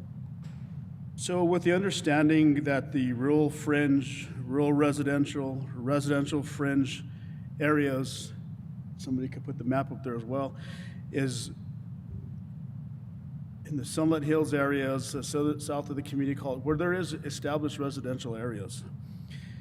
And I understand where the agricultural, ranching, and rural zoning districts are. A lot of these, it's interesting because my district has an array of different types of uses, anywhere from, I always include this, is Airport Road, La Cienega, all the way down to Cerrillos, Madrid, San Pedro, all the way. And there's different types of uses that happen in this area. So I'd like to make a motion that we actually approve this ordinance as presented, subject to this change on page 3 of 10, which number 2 will read, a conditional use in all rural fringe, rural residential, residential fringe. And number 1 would be a permitted use in all agricultural, ranching, rural zoning districts, and traditional community districts. And the reason why I'm doing that is this is actually, or proposing that, is we are talking about the use and where it's allowed. And I'm definitely taking into consideration where we received a lot of letters, emails in regards to the acequias, to the water issues, and which has not yet been addressed by the state legislature and or the state engineer's office. And that's coming forth. And if a community out there in a traditional community, whether it be La Cienega, Arroyo Seco, whether it be Cañoncito, and they feel that they want to redo their overlay district, and they can talk with our planning department and say, we want to change these uses because we don't want this, or we do want this, or so on and so forth. And I'm taking into consideration all of this stuff, and that's, I would like to make that motion. And with another item which says under 10.22.3.3, right above the red ones here, it says a cannabis producer or cannabis producer micro business, these are the small individual businesses, that cultivates cannabis plants indoors shall be treated the same as the following use, which is a commercial greenhouse. A commercial greenhouse to me is a Newman's nursery. And so if you have these micro individual local farmers, I don't feel that we should be treating them as a commercial greenhouse, because once again, a commercial greenhouse to me is Newman's nursery. And that's kind of, I would like to take that out of 10.22.3.3. And that's, I would like to make that as a motion. Thank you, Madam Chair. You're welcome. So there's a motion on the floor. I'll second it for discussion. Really? Okay. Okay, I have a serious problem with these changes. None of them were discussed, and I think some of them are highly inconsistent with what we discussed. But under discussion, Commissioner Hughes. Well, the first part of what Commissioner Garcia proposed was very similar to what I was asking about, was could we move traditional communities up into number 1 and making them a permitted use, but I wanted to hear what staff has to say about that part of it, and then we could talk about this other part of Commissioner Garcia's proposal, which I didn't actually follow too well. But the first part was, you know, which it relates to what we've been talking about all along. What would be some of the problems if we move traditional communities into just the permitted use section? Madam Chair, if I may. No, there's a question on the floor, and I'd like to get an answer to that, and then I'll go to you. Madam Chair, Commissioner Hughes, moving the traditional communities into permitted uses, what that would mean is it's not discretionary. So even if there is an appeal, you would need to find really a section of the code that they didn't comply with, rather than is it compatible, is it not compatible. So I would throw that out as a concern that really this isn't compatible right here, isn't something that you would contemplate during an appeal. And Madam Chair, so Penny, would the traditional communities or the overlay communities be able to override that section and decide for themselves that they didn't want to permit it in their community, even if we had just permitted it? Yes and no. Yes, they could, but for anything that came in and got the development permit, no. That horse would be gone, and it would then be a permitted use that under the Cannabis Regulation Act, we couldn't make them move. Thank you. So for the record, I mean, I want to say that traditional communities is where we've had this whole discussion about giving them the most discretion, and conditional permit until they have the chance to come in and say what they want to do, would mean somebody could apply for the permit, but people in the community could come and say yes or no. Lots of people, if everybody agreed, that people would be able to get permits, and it would be consistent with the community's wishes. And what we're doing by making, if you make it a permitted use, you're completely overriding that, and I don't get that at all. And the other thing that I have a problem with is we've had no discussion on prior opposition or discussion on the issue of indoor businesses. If it's if it's indoor growing, it is a greenhouse business. It can be any size. I think greenhouses, the question was already asked that greenhouses are not highly restricted. Where are greenhouse businesses allowed? Madam Chair, in the countywide zoning use table, they're allowed in every zoning district. They are conditional in the rural, residential fringe, residential estate, residential community, traditional community. Those are like most of those other traditional. So they're allowed communities almost are everywhere. Standard residential. Right. Yeah, So- they are permitted and allowed either as a C or a P in every zoning district. Some communities have chosen that they do not want commercial greenhouses. And we have commercial greenhouses in the county that are, not sure if we do have any that are retail, like the Newman's Nursery or Payne's Nursery, but we certainly have them that grow different crops inside and have come through as a commercial greenhouse, but are not necessarily open to the public. And we would need a way to regulate, so if you just delete that section, we would not know if if a greenhouse came in, which section to approve this under. Right. So we need something there. So, but nevertheless, we have a motion and a second on the floor. So I think I'll call for a vote. In favor, say aye. Well, I still have some discussion on my motion. My motion. So one of the things, I don't know if, A point of order, I'm sorry, I didn't realize you had more discussion, but you made a motion and I've called for a vote, so I think we need to go for the vote. so what's my motion? I'm not, I can have the clerk reread your motion. Madam Clerk? Or the stenographer.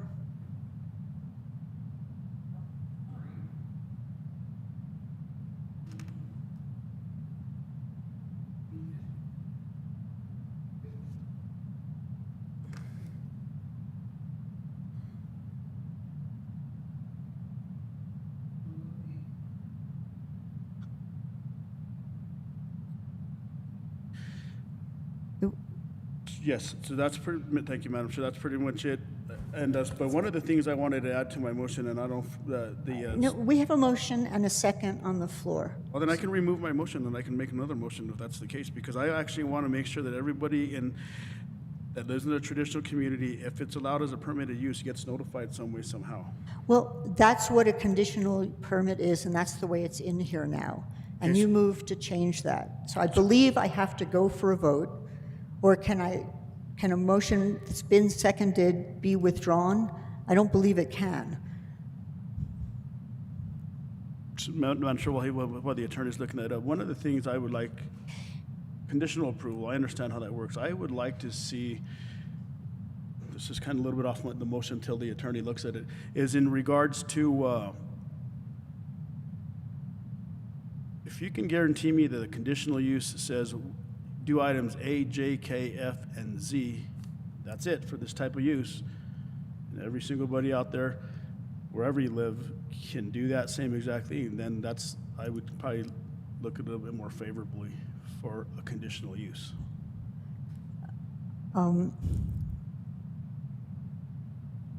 I have a motion and a second on the floor. I think I need to call for a vote. Madam Chair, I don't believe that that specific issue is addressed in our rules of order, so I think that's at the discretion of the chair. So if you'd like to proceed in that manner, I think that's appropriate, and I think that's your decision. As opposed to having it withdrawn? I believe that's correct. You could go either way.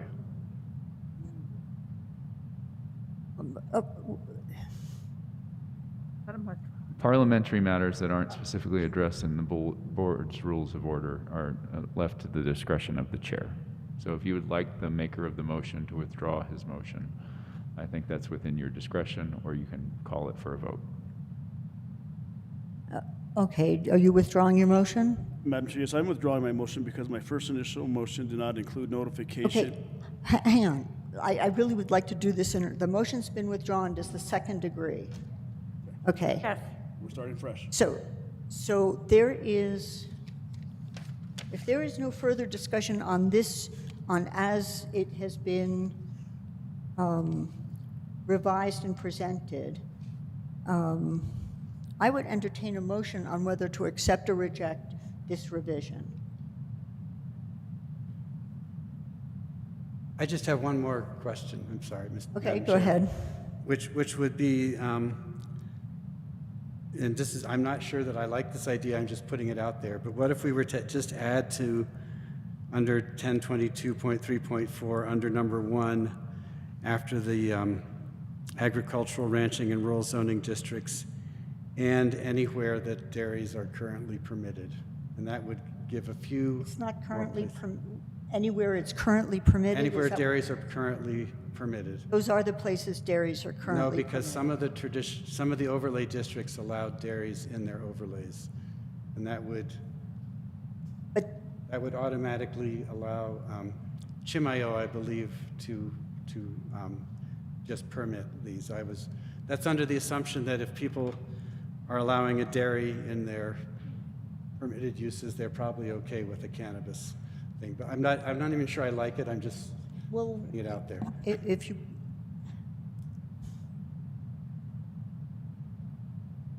Madam Chair, Commissioners, in the community districts, dairy farms are only a permitted use in La Cienega, in the Ag Ranch. So in the other zoning districts, they're a conditional use. I respectfully suggest that in this revision, as stated here, it would be a conditional use, which they could deal with and come back in and make it a permitted use under a streamlined process. So, Yeah, since it only, sorry, Madam Chair, since it only affects one district, which the people we heard from La Cienega today were not particularly in favor of this in their area anyway, so I think I will withdraw that idea. thank you. So it is... Yes, Commissioner Hanson? I'm going to preface this with the words that I am looking forward to working on this ordinance again. I am willing to make a motion to approve it as submitted with the changes that County Attorney has made and that we have received, and that's what I have to say. I will second that motion.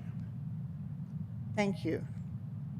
So we have a motion and a second to approve the ordinance as modified and distributed.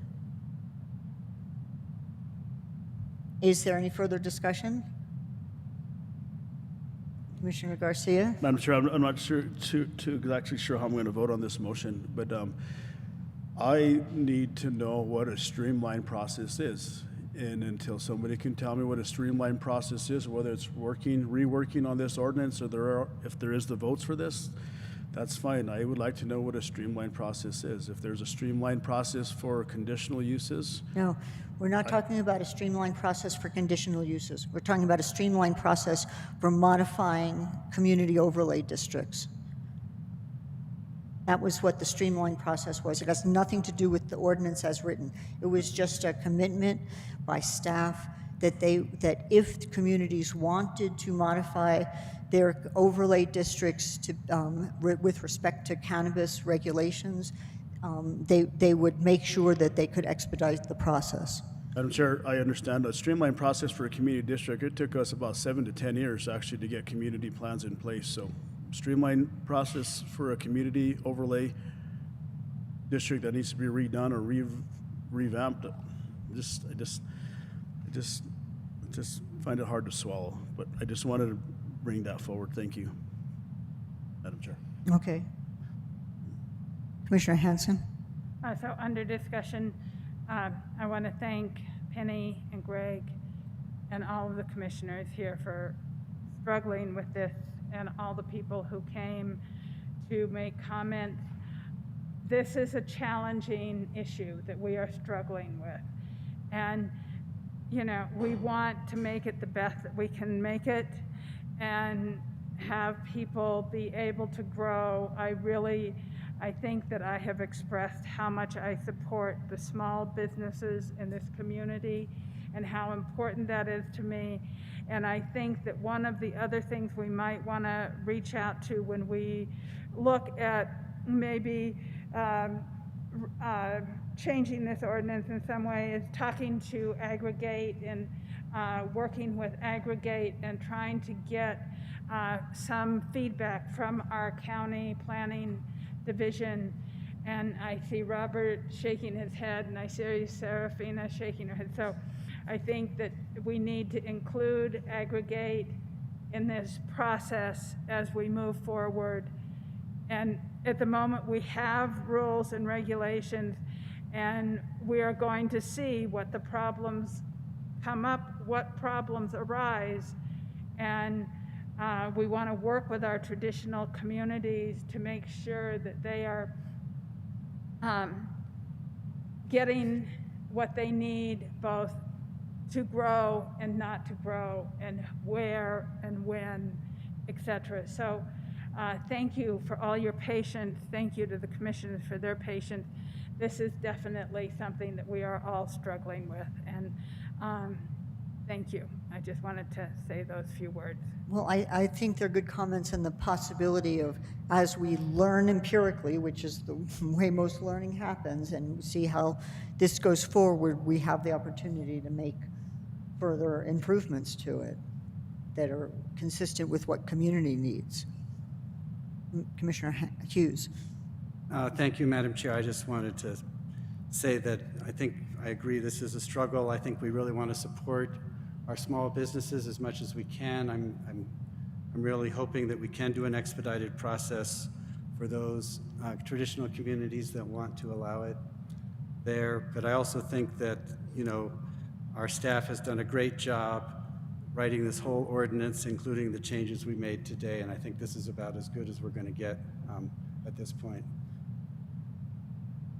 I would agree with that. Staff has done a great job. I want to thank Penny, Greg, everybody, Madam Chair, and all of the staff planning and everybody who has worked on this, because this was a heavy lift, and we've had a couple heavy lifts this year, including the energy efficiency and now the cannabis. So thank you very much. Thank you. So we have a motion and a second on the table. I'm going to call for a vote.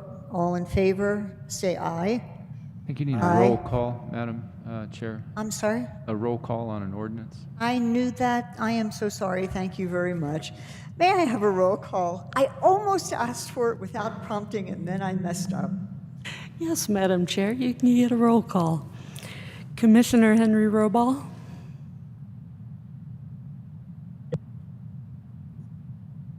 Commissioner Roybal, are you still on?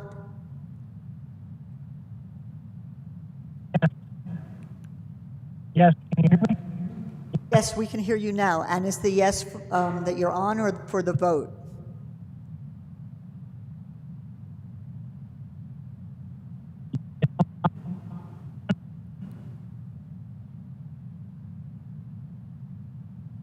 Commissioner Roybal, we're asking for your vote on the motion to approve as this ordinance as amended.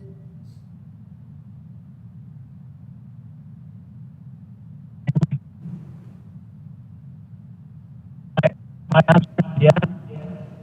Thank you very much. Thank you, sir. Commissioner Hanson? Are you calling on me? Yes, please. Yes. Commissioner Hughes? Yes. Commissioner Garcia?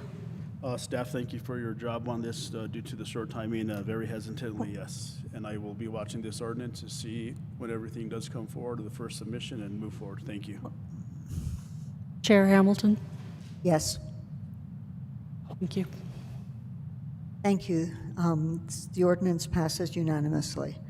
And I join my other commissioners in thanking everybody who contributed so well to this, including all the public who came to speak and provide their input.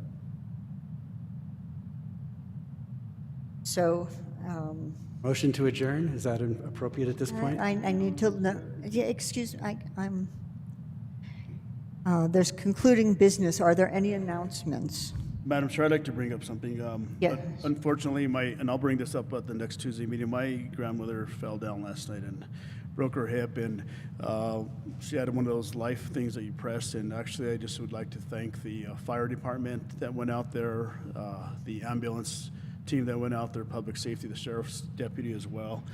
1 o'clock in the morning, we have a gate at our property, and they actually did what they needed to do, and my aunt was very satisfied with the 3 different public safety entities that went out there through our gate and did a good job, so I just want to publicly thank them. Thank you, Madam Chair. Thank you very much. We wish her the best and appreciate your comments on the fire department. We have a good one. Any other commissioners with announcements? So now we're on adjournment. Now I'll make my motion to adjourn. Thank you very much. Do we have a second? Do we have a second? Thank you. I thought we were going to be here forever for a minute there. All in favor? Aye. Aye. Thank you all very, very much for this. We are adjourned. Madam Chair, would you like the number for the ordinance? Nah. Yes, I would very much appreciate it. I'm sorry I didn't ask. No worries. It would be ordinance 2021-03. 013? 03. 3. Thank you very much.